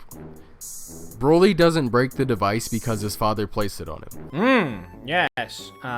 Because, you know, Broly, the Berserker, has never once in a rage, or in a fight, mind you, ever taken a blow anywhere near that scar that he has on his shoulder, has never destroyed this collar, and has never ever once scratched it. It is completely fine, and he's never once been like, you know what, fuck this, I'm just gonna rip this off. I don't like how you put this on my neck, Dad. He would not strike back at his father.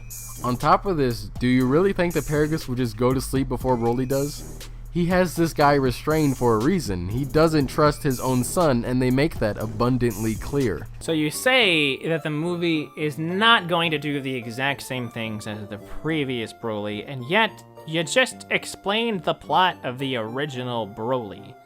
At this point, there would be no reason for Paragus to not trust his own son.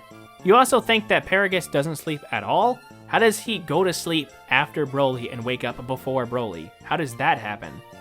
Does he have an alarm clock? Did he craft an alarm clock out of the parts of the ship?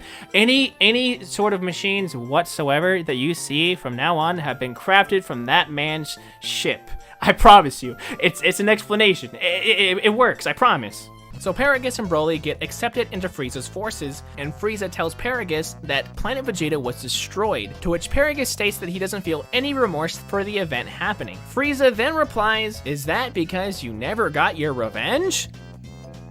What? How the hell does Frieza, someone who literally only spoke with King Vegeta, how was he aware that Paragus' son got exiled from the Saiyans, and that Paragus swore to get his revenge at all costs? How the hell does he know this? Okay, here I can see where you're coming from.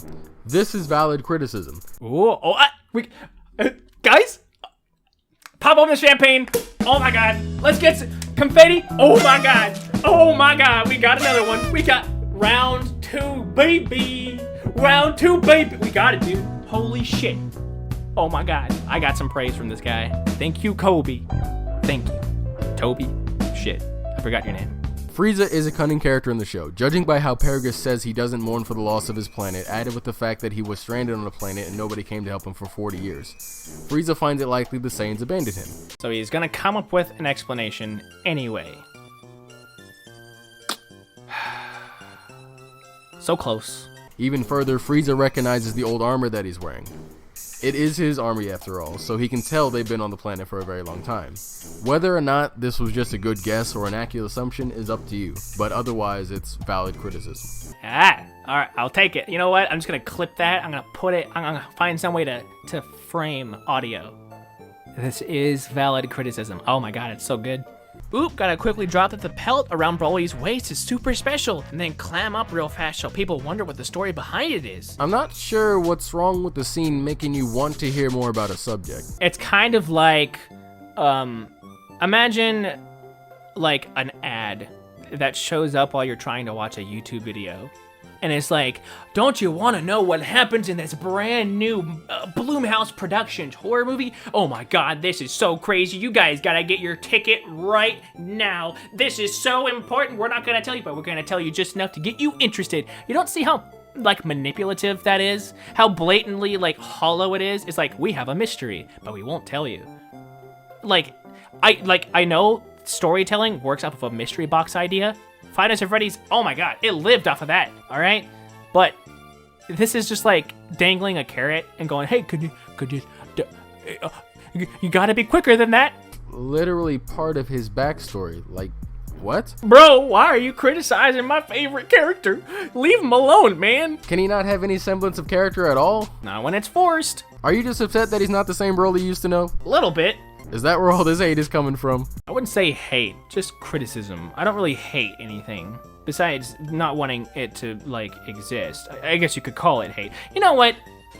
I hate this movie. Let's go with that. I hate this movie, but that's why I critiqued it, because I hate it. Boobs McGee over here pickpockets the transmitter from Paragus while they're talking to each other. Eye to eye, face to face. I can't argue with you here. I said the same thing. All right, you gave me one, and I was thankful. You gave me two, and I was on my knees. You give me three, bro, we're gonna be like this. We're gonna do it, dude. When he grabs this cylinder, obviously used to hold water, try to drop it into his mouth, but then get confused as to what a lid is. Gotta really hammer home that this character is super important, so people buy the merch and keep watching. God, it feels so great that Broly is my favorite Dragon Ball Z character, and now he's getting exploited, so the money in my wallet literally disintegrates into nothing. As you incorrectly stated earlier, Broly hasn't been on the planet for 20 years. He's been there for 41 years of his life. You know, you can just like throw out a number and people kind of like understand that you're saying a lot of years. I don't have to like go to the Wikia and look at every like razor thin, outrageously, excruciatingly unique piece of data and convey it completely properly. I get it. I really do. I can say like 20 years and people will be like, holy crap, that's a lot of years. 41, 20, I don't care. He's been living off the land and has never even tasted clean water. So you're saying he has never been like, all right, I have killed this bug. Time to reach inside of it and grab a gland and drink from its innards. And look, what I'm saying is he knows that there's liquid inside of the thing. So you would think maybe he would crush it, or maybe he would rip off one side of it. That's my critique. He doesn't know what a fucking lid is, but his dad was able to like create a Bluetooth electro shock collar. What? How somebody drinking water is somehow merchandising doesn't even make sense. I'm referring to him having all of these outrageously bland and unique traits applied to him in order to like differentiate him from the original Broly, as if to say, as if Akira Toriyama was like, no, this character is mine now. This is my version. How in the world did you come to that conclusion? Broly has zero education and has only known what his father has told him all his life. And yet, Goku can even manage to like drink out of something normally, and he has zero training from anyone. He's literally a homeless person. All he knows how to do is fight, and yet he can drink normally. That's one of the most believable scenarios in this movie. You don't think even once there were any supplies on that ship and Paragus was like, here, drink this. Ever.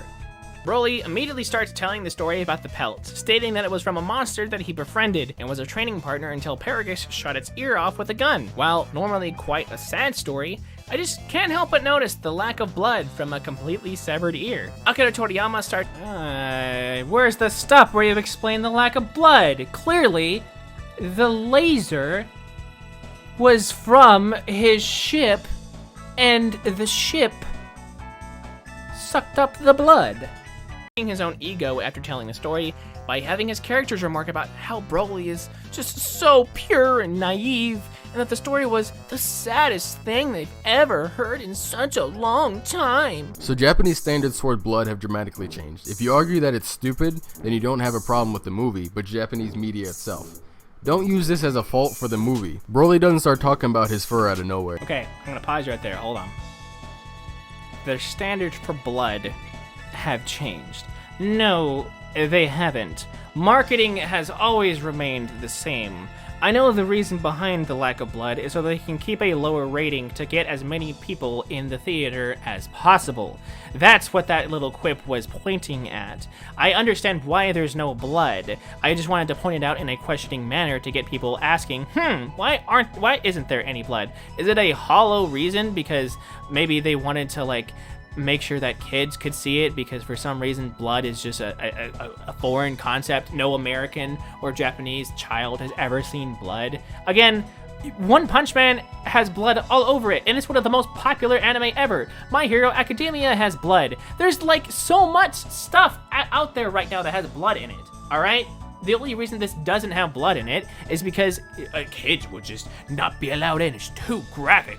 You remember Chi questioning about the fur earlier. I understand how questions usually receive answers. Thank you. So he opens up to her by talking about the fur. Chi and Lemo do not say this is the saddest story they've ever heard. They do. What Lemo does say is that it's the most innocent story he's heard in a long time. And again, listen, I do not have to verbatim explain everything. I am not going to verbatim explain everything. If you wanted to get a synopsis, a word-by-word synopsis, just go watch the movie.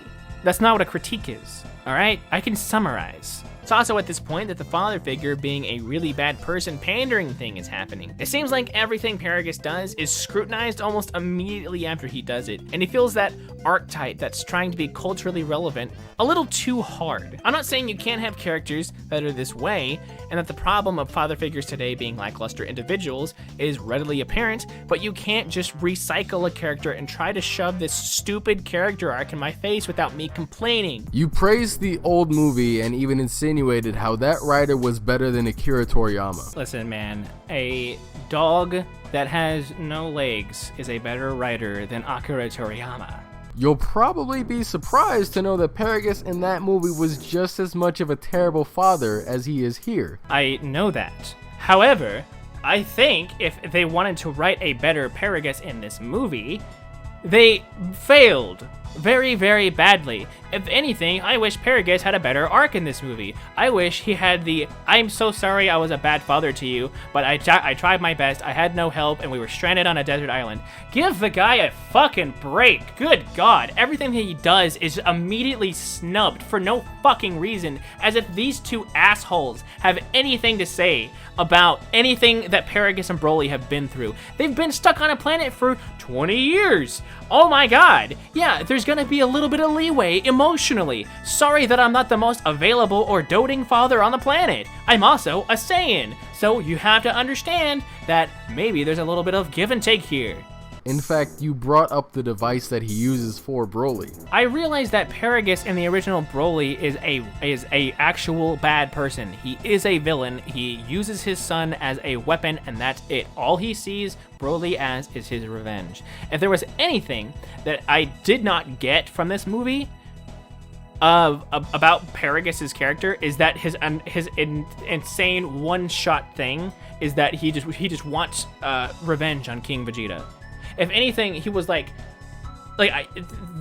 scene where Paragus is getting saved by Chilai and her companion is, in my opinion, what I thought Paragus was going to be throughout the movie. This broken and battered and bruised older Saiyan who's trying his best to keep his son alive, because obviously he gave a shit about him.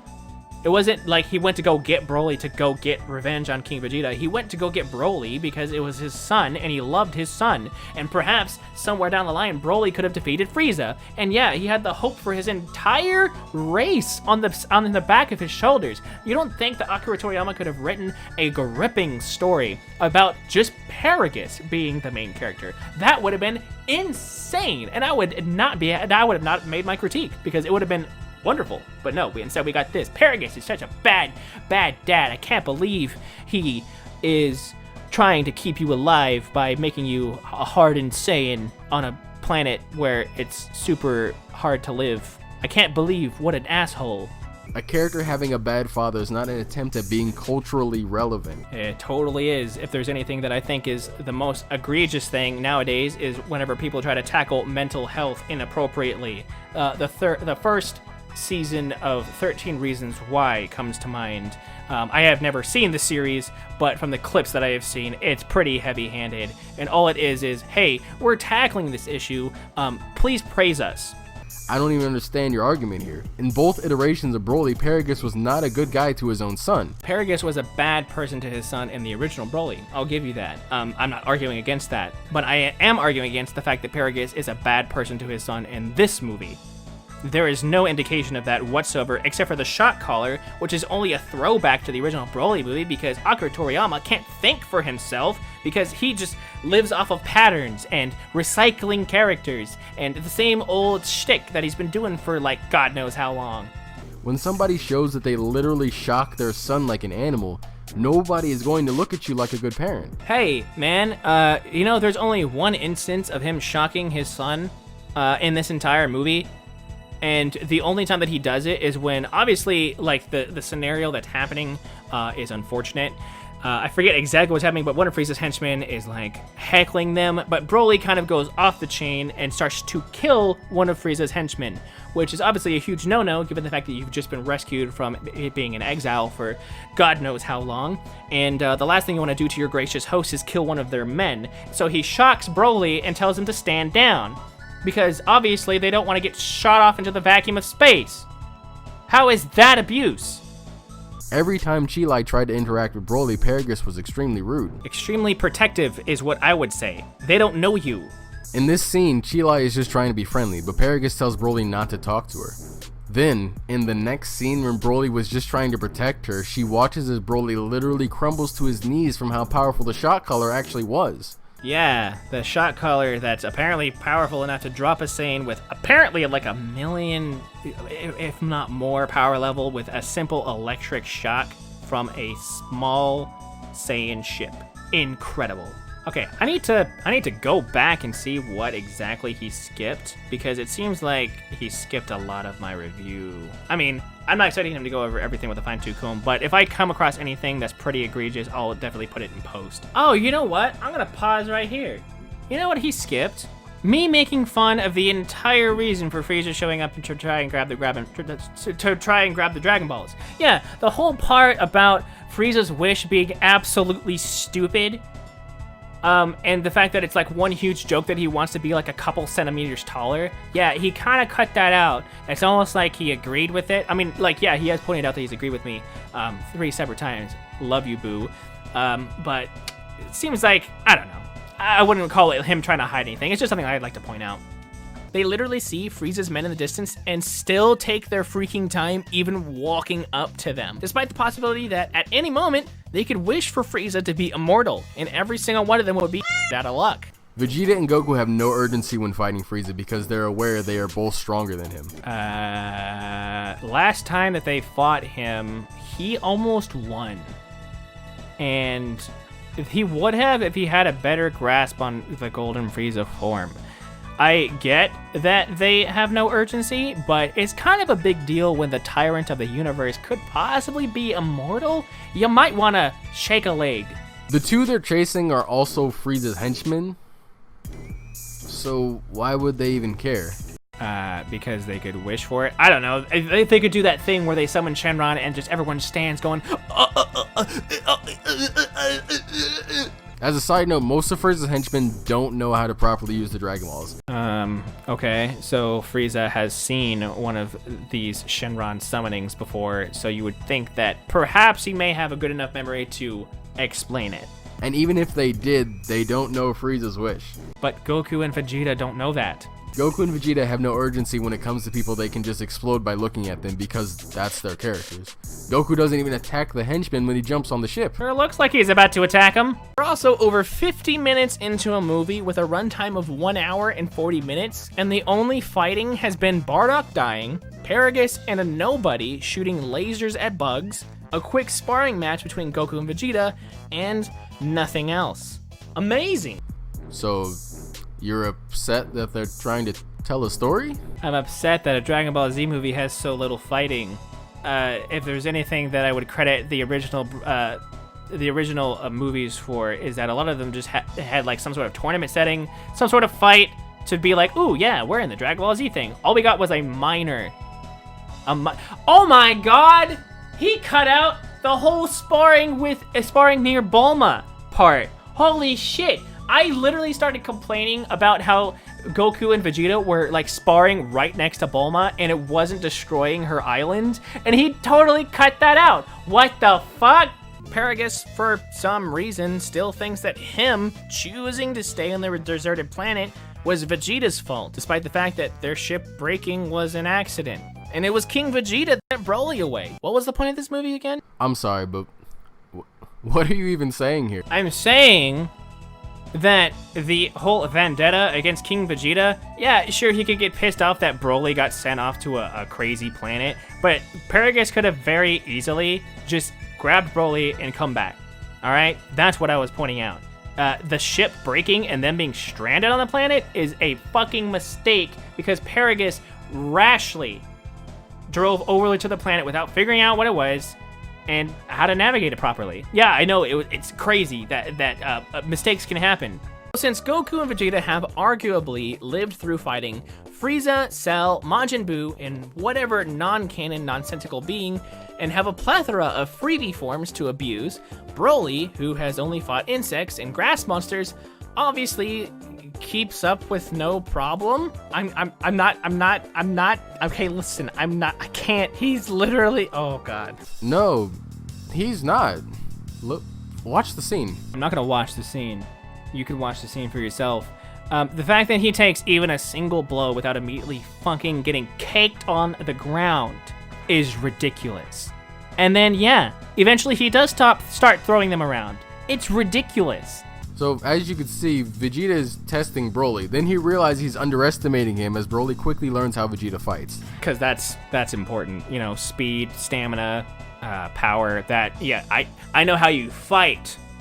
So therefore I can counter you, despite the fact that you are, like, colossally more stronger than I am. Not an excuse. Most Saiyans, especially Vegeta, are experts at adapting to the person they're fighting. The difference here is that Broly has a tremendous amount of untapped power. Untapped power is some of the dumbest shit I have ever heard. Untapped power is stupid. It is a stupid plot point. It's like saying, oh yeah, I know Gohan fucking sucks, but he's screaming now, so he is strong enough to kill Raditz. It's great. It's a great plot point whenever you need someone to be strong for no reason. Vegeta goes Super Saiyan, and Broly effortlessly keeps up. When Vegeta finally does go Super Saiyan, the fight begins with Broly entirely unable to keep up with him. Because that's usually how it works, and then Broly keeps up with him. Despite the fact that you would think that he would be dead at this point, he's not. So he's keeping up with him. After getting knocked around, Broly starts adapting how Vegeta fights. Again, very stupid. Still a common thing in Dragon Ball. Yeah, a common thing in Dragon Ball is something you commonly hear. I was literally daring Vegeta to go anything above a Super Saiyan so that I could have another thing to laugh at the movie for, and sure enough, Vegeta goes Super Saiyan God and knocks Broly halfway across the planet. Yes, Vegeta continues to raise his power as he understands that Broly is a very strong adversary. How? How is he a strong adversary? He has done nothing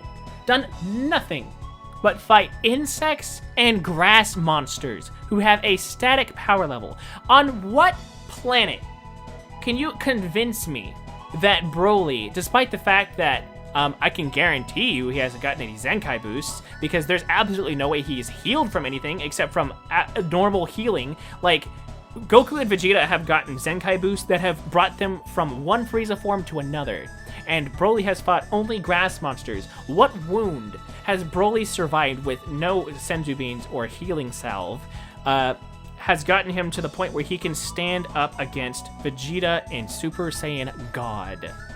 And is not to be toyed with, and the person he's fighting will kill him if he keeps messing around. And so Vegeta very clearly one-shots Broly and the movie ends. Oh wait, that's not what happens. Why wouldn't he use a stronger form?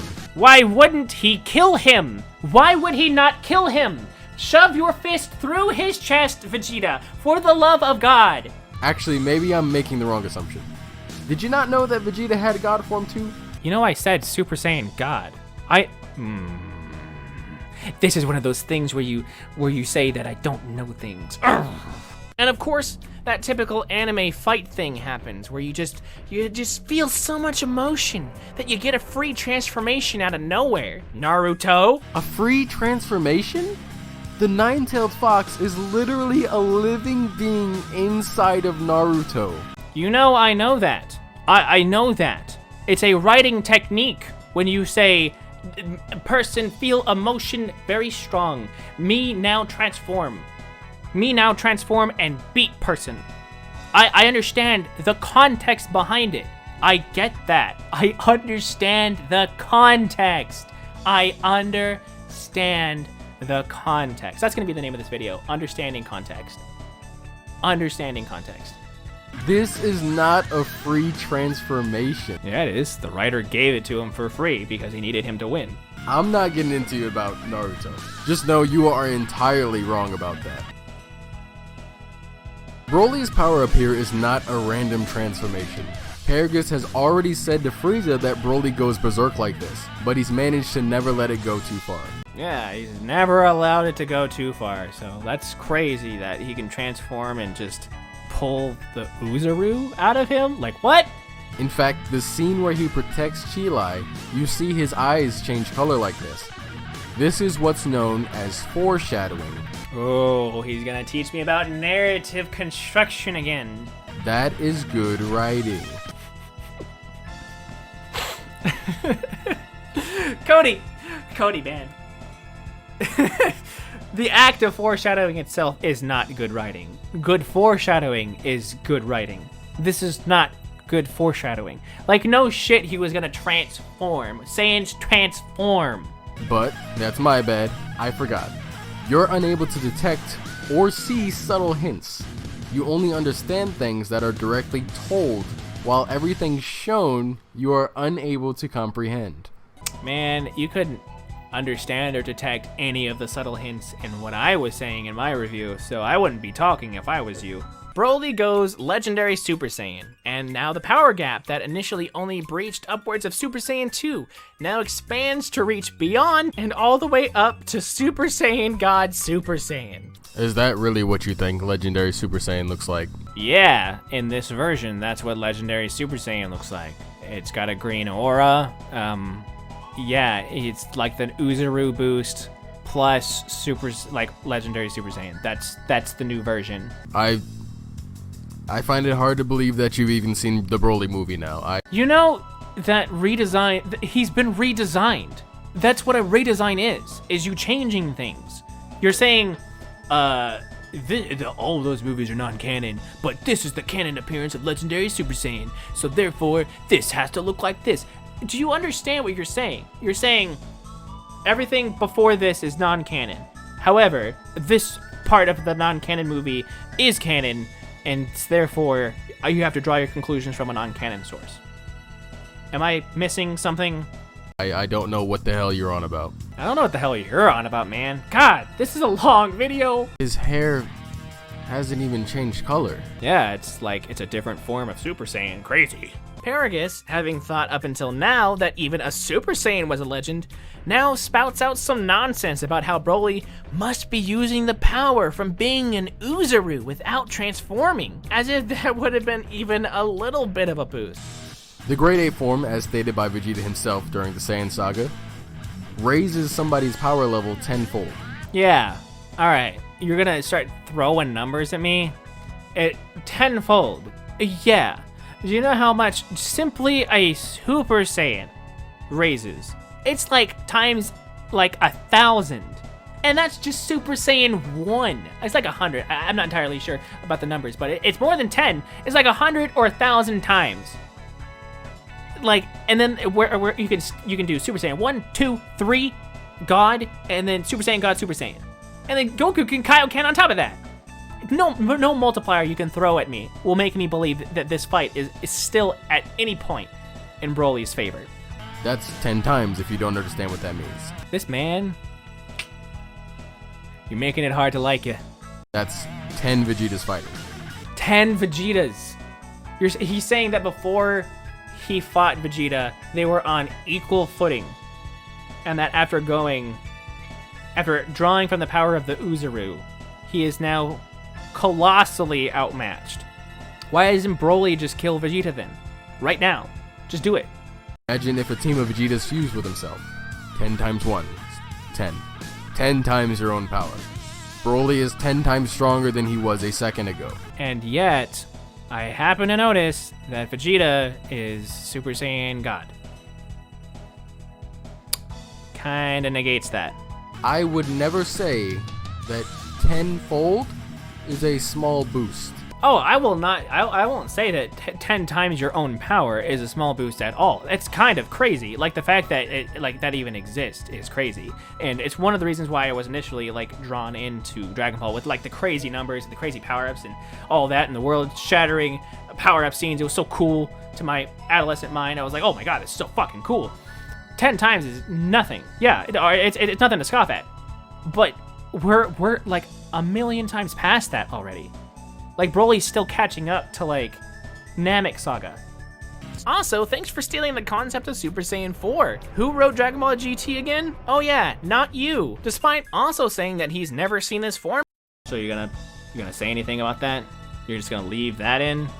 You're just gonna give me that one, I guess. Despite also saying that he's never seen this form before, he also states that the form has a downside of losing yourself. Kinda like what Super Saiyans do.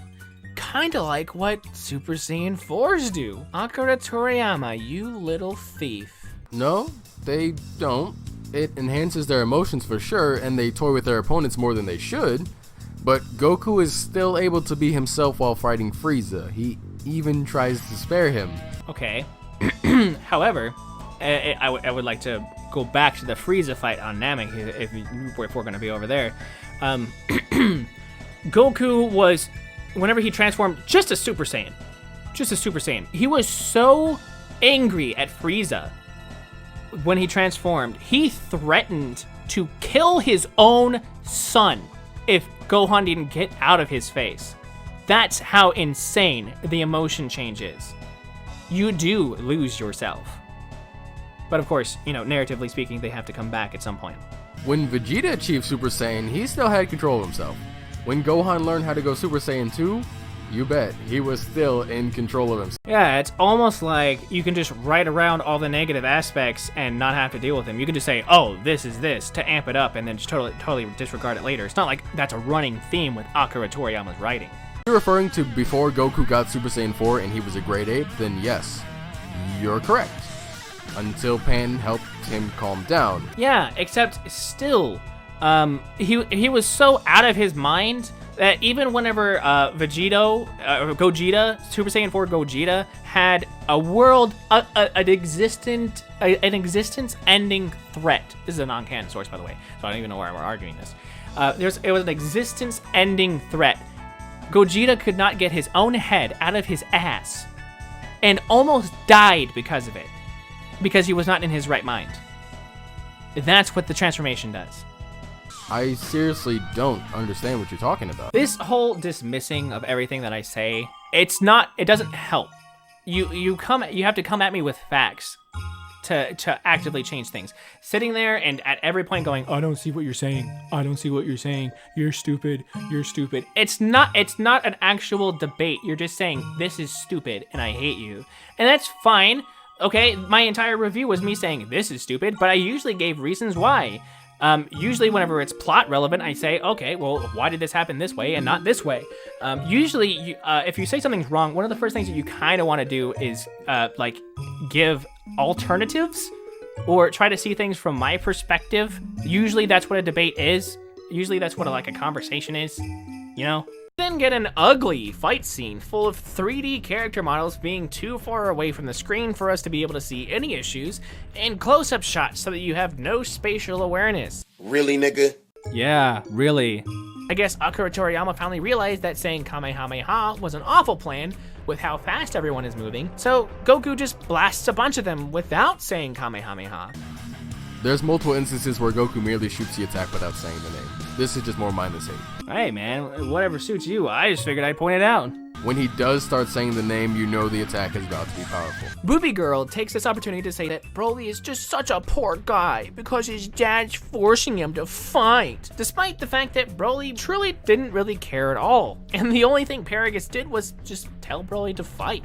He didn't force him or anything. Broly was just immediately ready and needed no coaxing at all. And if Paragus's voice managed to reach Broly back when he was stuck in the mountain, you know, halfway across the world, he literally told him to stop. So, no. Sorry, waifu bait, but your little agenda has no place here. Broly is fighting of his own accord. She even said that Paragus took an innocent kid and raised him to be a cold-blooded savage. Now, I'd like to give her the benefit of the doubt, But when they landed on the desolate planet and found Paragus, they immediately recognized them being Saiyan, meaning that they also should know that the Saiyans are, a cold-blooded, savage-fighting warrior race. But no, it's big bad daddy male dominance. Only bad guys are evil and do things that are bad. Wee. Broly respects his dad, whether you like that or not.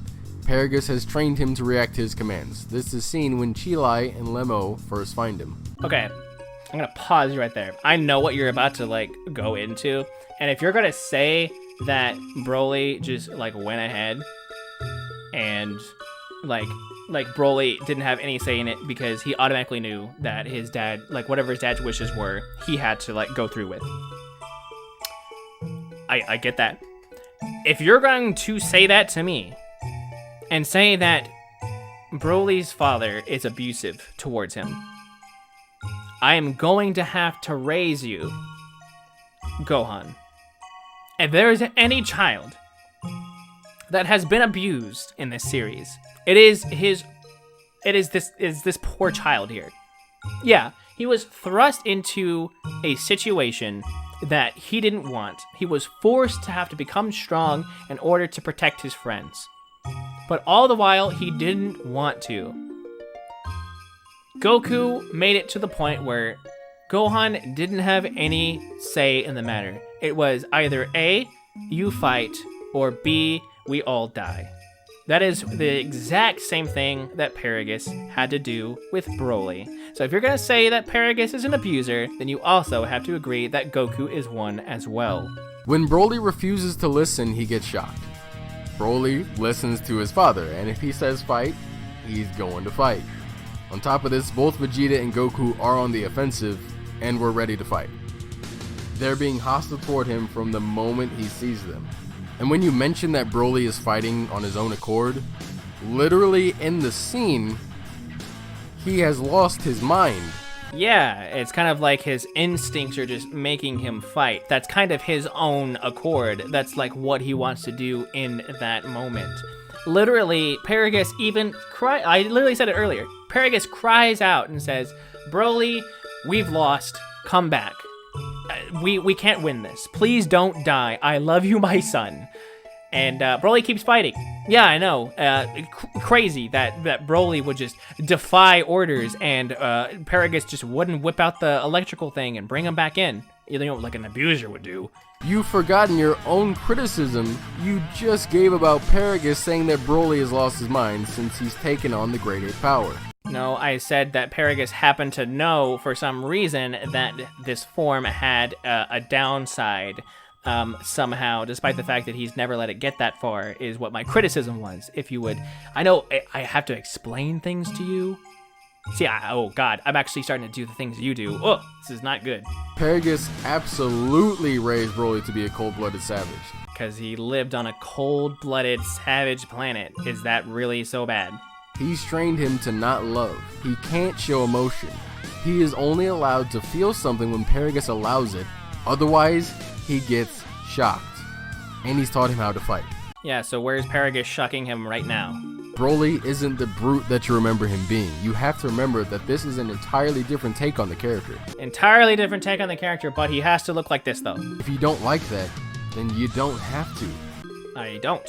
But don't act like he's still the same Broly. I'm not. I'm saying that I hate this new Broly. That's what my entire video is about. Let's also just ignore this scene where Goku can tell that Broly isn't a bad person.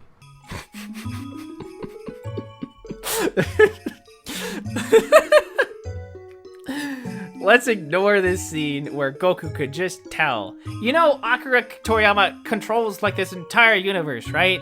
Like whatever narrative he wants to go through is gonna happen. Even if it's not fluid or correct, it's gonna go through. He can make the characters say whatever he wants them to say. These aren't real people. These aren't real people in another universe that we're watching. This is a movie created by someone who had a narrative that they wrote. Goku doesn't just know. Akira wrote him to say, I could tell you're a good person, because the entire movie is Broly's a good person, but he's abused by his terrible father who only wanted him to survive. Since Goku's losing, he decides to pull out his free win pass and goes blue. And I'm not kidding here.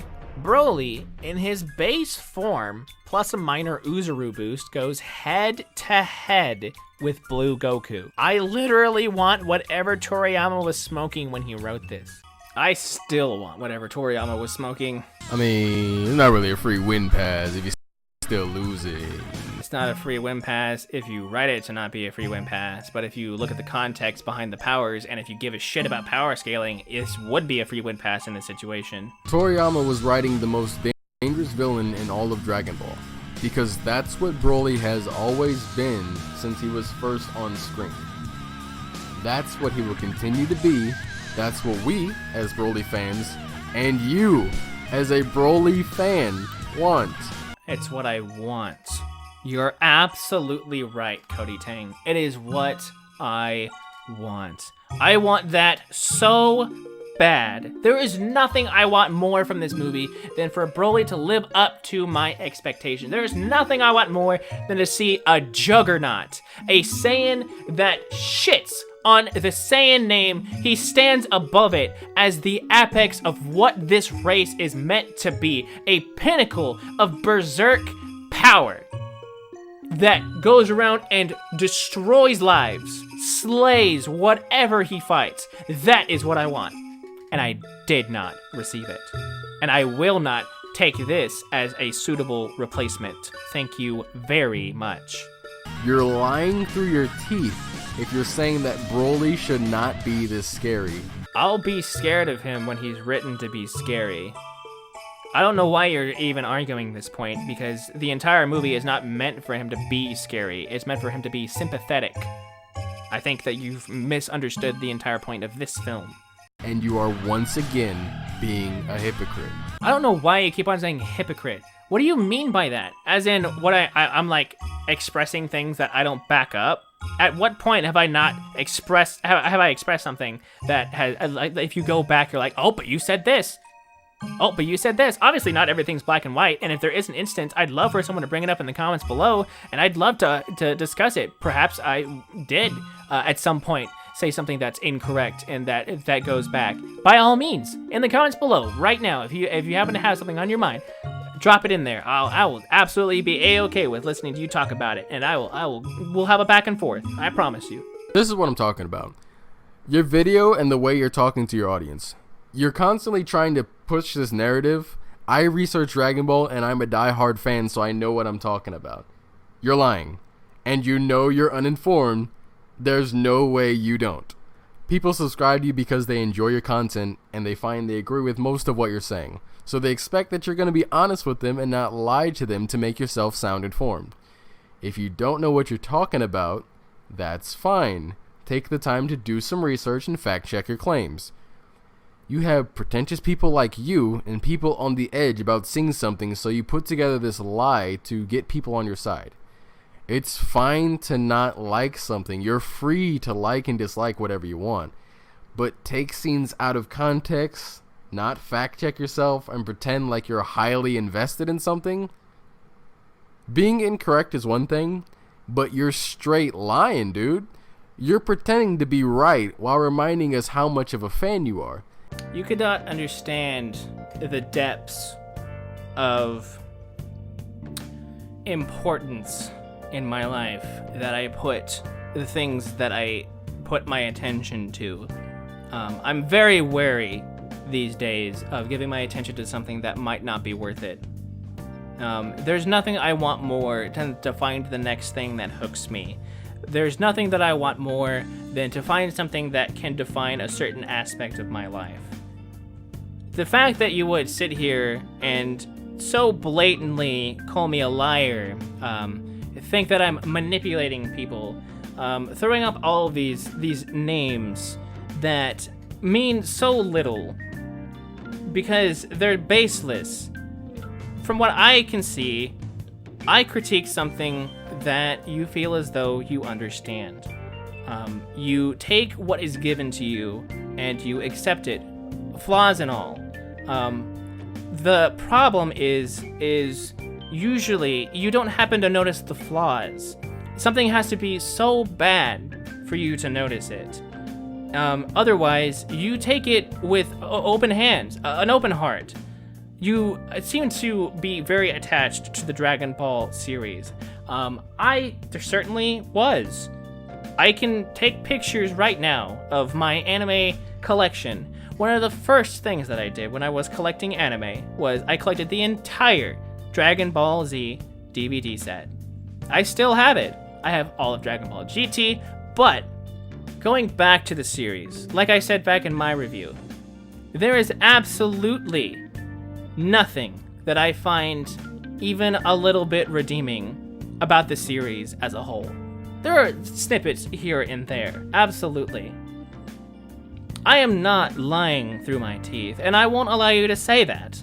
You can say it, but I will defend myself 100%. There is nothing that you can say that will discredit the things that I have said. There is no way that I can manipulate people into doing what I want. All I can do is express my likes and dislikes of certain media and hope that somewhere along the line, either I am able to become a trusted advisor to someone who is looking for things in certain genres, or I can convince someone to, even if the series isn't everything that I said, maybe they can find something redeeming about it. That's the amazing thing about liking anime and movies and video games, is that there's a variety of them out there for everyone. And even if I don't like it, that doesn't mean that I have the right, nor do you, to discredit anyone's opinion on anything. That's the beauty of the world. Everyone has an opinion, just like everyone has an ass. Unless you don't have an ass, and then I am very, very sorry. Anybody who has ever seen Dragon Ball knows you're fake and that you have no idea what you're talking about. You don't even know how Dragon Ball Z opens. You didn't know both Future and Kid Trunks are separate characters. At what point did you consider that that was the correct assumption? At what point did you consider that that was the truth? At what point did you go, yes, he very clearly stated that this character grows up to be Future Trunks, or Future Trunks and Kid Trunks are the same character? At what point did any of that come across to you? Why on earth are you so held on to the idea that I just, for some reason, have chosen a series seemingly at random to just have a hate boner for? Why? Why, sir? Why? You're surprised that Christopher Sabat is a major player in the voice cast. You don't understand anything about Goku's character. You didn't know that Bardock wasn't canon. You don't look up any interviews of Kira Toriyama because you would know that he's repeatedly wrong about his own show and has to get fact-checked by the fans. I know that. It's kind of hilarious that you would bring that up in a way that would defend Akira Toriyama. I know for a fact that whenever Dragon Ball Super was being written, Akira Toriyama had given so little of a shit about the Dragon Ball series, because technically Dragon Ball Z was supposed to be the end of it, as given the fact that it's called Dragon Ball Z. He had to rewatch everything, which is not a problem, because, a creator who hasn't worked on a series in a while, sometimes it's good to get refreshed. That's totally fine. But the fact that you would say, even during writing, he just forgets things. That's ridiculous. As a writer, how are you so detached from the characters that you're creating that you forget such simple things? That people that have grown up with this as their childhood, these childhood heroes, they can quote things. They know every single attack, they played every game despite every single one of them being the exact same, and yet the creator cannot even give enough of a shit to remember, basic concepts. You have never been on the Dragon Ball wiki in your life. That's false, and you can't prove that. I would be surprised if you've seen episode 87 of the original airing of Dragon Ball Z. You're manipulating your fans into believing that you know more about something that you don't even follow. I don't even follow. How do you think that I saw the movie? How do you think that I gave enough of a shit to even watch the movie? I said that Broly was my favorite Dragon Ball character. That I saw a remake of him, and I was like, oh, dude, that's so fucking awesome. I can't wait. I wasn't watching Super because I was like, that's garbage, but I can't wait to see what they did with Broly. That's called keeping up. You're so hell-bent on finding some way to say that there's no way that I'm a real fan. There's no way that this person who you're speaking to has looked at this series and thinks negatively towards it. It's mind-boggling to meet someone of your caliber. I have no problem if people don't like the things that I like. I like bad things. That's fine.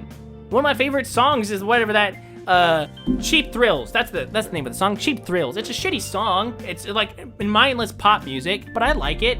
But I realize that it's bad. Please look at this hand if you want to know the animation quality of this movie. Look at that hand if you want to know the animation quality of this movie. You're welcome. Oh yeah, I love when people take still images or one crudely drawn scene and use it to say that that's the entire animation and not just a scene that you selectively chose. Well, yeah, it was a scene that I selectively chose to show off the bad animation. No shit, not every little second of this movie is gonna be poorly animated to this quality, but look at this. I cannot believe a still image of this was drawn in. And it's actually left hanging for quite a while because he's saying we can only be together for 3 minutes or whatever. That's ridiculous. Dragon Ball Super is a joke because of the still images of it. Make sure to not show any of the amazing animation that actually plays throughout the movie, to the point that one trailer of the movie will derail your entire dumbass point here. So he can look at that and go, oh yeah, no, that's fine. Whatever. Goku and Piccolo show Vegeta how to do the fusion dance in 30 seconds, but they touch fingers, so I'm not sure why Goku and Piccolo aren't fusing right now. Really? You don't know why they didn't fuse? Their power levels have to be the same to fuse. Now, this is actually a proper criticism. I'll give one to him too. Someone actually explained this to me. I said I'm not sure how, or I'm not sure why. Because I haven't watched the Buu saga in a long time, because the Buu saga is very, very bad. And that's where the fusion dance happened to appear. And yes, someone in the comments was actually helpful enough to show me that you have to level your power levels in order to fuse. So yes, for once I was wrong. I know it does happen from time to time. I was wrong. But it was actually a question more than a statement. I said, I'm not sure why they're not. There's nothing else I have to say here. The fact that you haven't fact-checked anything you've said. I don't know why you think that I haven't fact-checked. You keep on saying fact-check, fact-check. Clearly they have said this in the media. Therefore, this is fine. It's away from critique. There's nothing you can say against it. That's stupid. Man, you know people can have problems with how things are even if they're written to be a way. But even then, at this point, I was genuinely curious, how on earth are they not fusing? And thankfully, someone was a lot nicer than you and explained it in a way that was helpful to me. 26 minutes into your video, where you attempt to say that a movie that you clearly didn't watch is bad. How do you think that I didn't watch the movie? I'm making a review of it. Do you think that I just grabbed a whole bunch of random clips and just started making up shit? How do you, like, at some point people are gonna be like, wait a second, none of these characters were in this movie. He said Cell got revived and fucking Turles was there. Bardock came and saved Goku? What? While also incorrectly referencing the show that you pretend to be a huge fan of. Pretend. There it is again. You do know that Goku and Piccolo showed Goten and Trunks how to fuse, and in that very scene, Goku and Piccolo both touch their fingertips. Again, I'm very sorry I didn't go to the Dragon Ball wiki. I've never been there. I'm sorry I didn't have it off the top of my head. Again, real sorry. I'll make sure to get a written apology to you by Monday. You're somebody who likes Dragon Ball, but you are far from a die-hard fan. Ooh, scathing. This is a waste of time and is only here to prolong the movie and fill you with a sense of pride for remembering something else that Toriyama made whilst forgetting that you paid money to see this movie. The entire scene is a gag and supposed to be funny. Yeah, the entire scene is a gag and supposed to be funny, but they already made the joke before, you moron! Every person I've ever watched this movie with thought this scene was funny. The only reason you don't like it is because you're going out of your way to hate the movie. Yeah, there it is. There's another. You're going out of. I'm going out of my way to hate it, guys. I'm going out of my way to. I just have this hate vendetta. Akira Toriyama killed my parents, and I've spent the rest of my life trying to tear down his legacy. Hey, remember that whole Ultra Instinct thing? All right, I don't know anything about Ultra Instinct.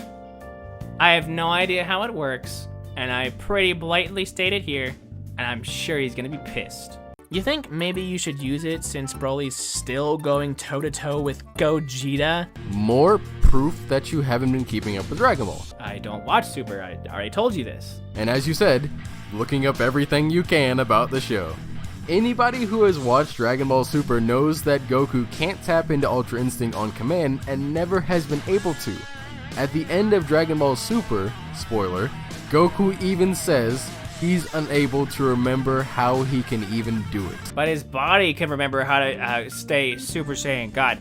Fairly convenient transformation. It's almost like Akira Toriyama was like, man, if Goku goes Ultra Instinct and has the ability to go to that forever, I mean, shit, no one's gonna be able to stand up to him. So I gotta make it to where this form, it's only gonna show up like super rare, like whenever Goku's about to die or something. Kind of like, I don't know, when Broly's fucking manhandling him across the planet.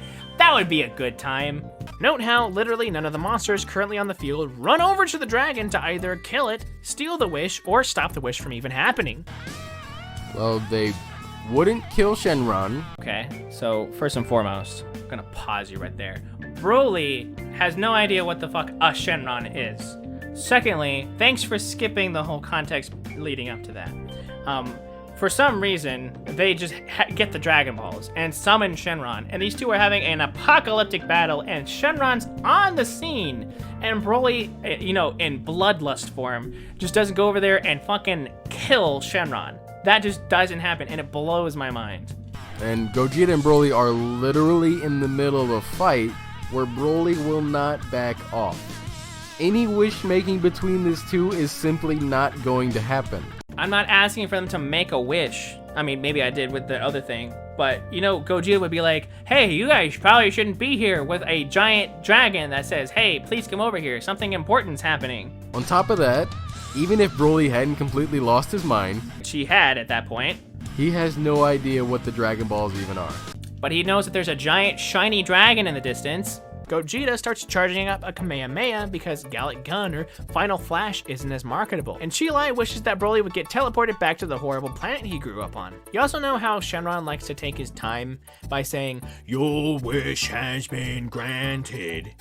Yeah, no, within light speed, times a million, Broly is out of there. So Vegeta's two signature moves are somehow not marketable to you. No, Kamehameha is the most marketable one. I also think it's funny that that's the thing that you got out of what I just said. This isn't even a point against the movie. You're just going out of your way to say provocative things. Is it working? Gogeta has never used Final Flash or Gallic Gun. Vegito doesn't even use Final Flash. He mixes it with the Kamehameha. Actually, isn't there like a 10 times Big Bang Kamehameha that Gogeta canonically uses? I'm pretty sure that's a thing. Making it the final Kamehameha. But since you didn't see it, it never happened. You know, I've actually played quite a few Dragon Ball Z games. Okay. Even though you say you like to know everything about the show. I do. However, yeah, some things are gonna escape me. Sorry, I don't have everything about Dragon Ball just tattooed on my hand. I do watch and do other things. It's not like Dragon Ball is just my life. Also, didn't this new Shenron grant 2 wishes? Shouldn't he have asked what the second wish was gonna be before piecing out? Did you forget that, Akira? That is valid criticism. Ladies and gentlemen, despite the fact that we are this far into this, holy shit, we got ourselves A fourth one. Hey everyone, that's just a theory. Agi! All the extra characters escape, and Gogeta confronts Frieza by letting him go instead of, killing him. And before you say, Frieza's learned his lesson, straight up, the next scene is Frieza literally committing genocide on another planet. All of this is on you, Goku and Vegeta. Great job. Also valid criticism. Oh my god! Oh my god! But it's not the first time a villain has been let go in Dragon Ball. Yeah, except it's Frieza, and at this point you would know better. Fucking Christ, man! And that's it. I mean, there's nothing left I have to say. You ripped this movie apart. Yes, I have, and clearly you're not very happy about it. Using points that are entirely false. You've complained about things in the show that either never happened or that you just incorrectly stated. You used what you thought you knew as fact instead of fact-checking. I'd recommend pinning a comment stating that none of the criticism you've given in this movie is accurate.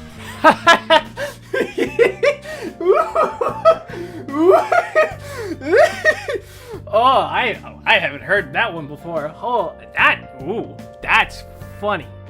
I feel as though there's a disparity between what you think is the truth and what is actually the truth. But we're almost done. We're like a minute away. Let's finish this. I would absolutely love to hear how you'll back up all the statements you've made here. When you criticize something, usually you can find a few good things you enjoyed about the movie. The only positive criticism you've given was that the fight got better after Gogeta. Yep, that's pretty much it. You didn't reference the music, you didn't compliment the changes to the characters. Yeah, I talked about the changes to the characters, my man. Sorry they weren't positive. Sorry I didn't give it the positive criticism you were hoping for. You haven't mentioned the new art style of the movie. I don't care. It's current anime. It looks current anime. There's nothing spectacular about it. Also, I did mention that I liked how they got rid of the whole Kakarot character thing of Broly. You neglected to mention that, probably because you didn't hear it. You've gone through the majority of the video just mindlessly hating. Mindlessly hating? No, not really. A lot of my points have a lot of validity, wow. A lot of validity backing them up. Everything doesn't have to be positive. It's a movie, and just because I have a bad way of looking at it, apparently to you, that doesn't mean that it should ruin your day. I mean, I'm all for responses, and thank you very much for taking the time out of your day to make this video. I'm sure a lot of effort went into it, and I hope that you get a lot of traction because of it. That being said, I don't really feel moved by everything that you said. I'd actually hesitate to say anything besides like 0.5% had any weight to it. It's hard to believe that you actually even liked Dragon Ball after this video. I liked Dragon Ball. Liked. And I strongly suggest that you take your time to watch it. Next time you criticize something, please actually know what you're talking about. I'm sorry, I'm just a huge Dragon Ball fan, and I watched this along with watching Super. No, you didn't. If you say so, Buttercup. I don't really care what you believe. You can bring up garbage like this all you want, and it's not going to be true. Sorry, everyone, for the exceptionally long video. Koty Tang, man, you say that you like debating. I would recommend, since you recommended something from me, I'll give you some homework as well. Try learning how to debate. It's a good skill. I don't necessarily have the best way of debating. I don't necessarily like confrontation, but I do have fun. I hope that we can be friends through this, maybe rivals. Maybe you can be the Vegeta to my Goku, but keep it up, man. Hopefully you can get, like I said, you can get some traction. Keep honing your craft. Maybe one day we'll meet again. Maybe I'll make a review that you hate more. Who knows? I'm excited. But anyway, guys, I hope that you enjoyed this. I hope that I didn't come across as whiny. I try to have a good mentality about this. Sorry if I got a little heated, but I have been talking for 4 hours straight. I thought this was gonna be at least 2 hours. I have to edit this now, so I'm gonna go to sleep. Like, comment, subscribe, all those amazing things, and have yourselves a wonderful day.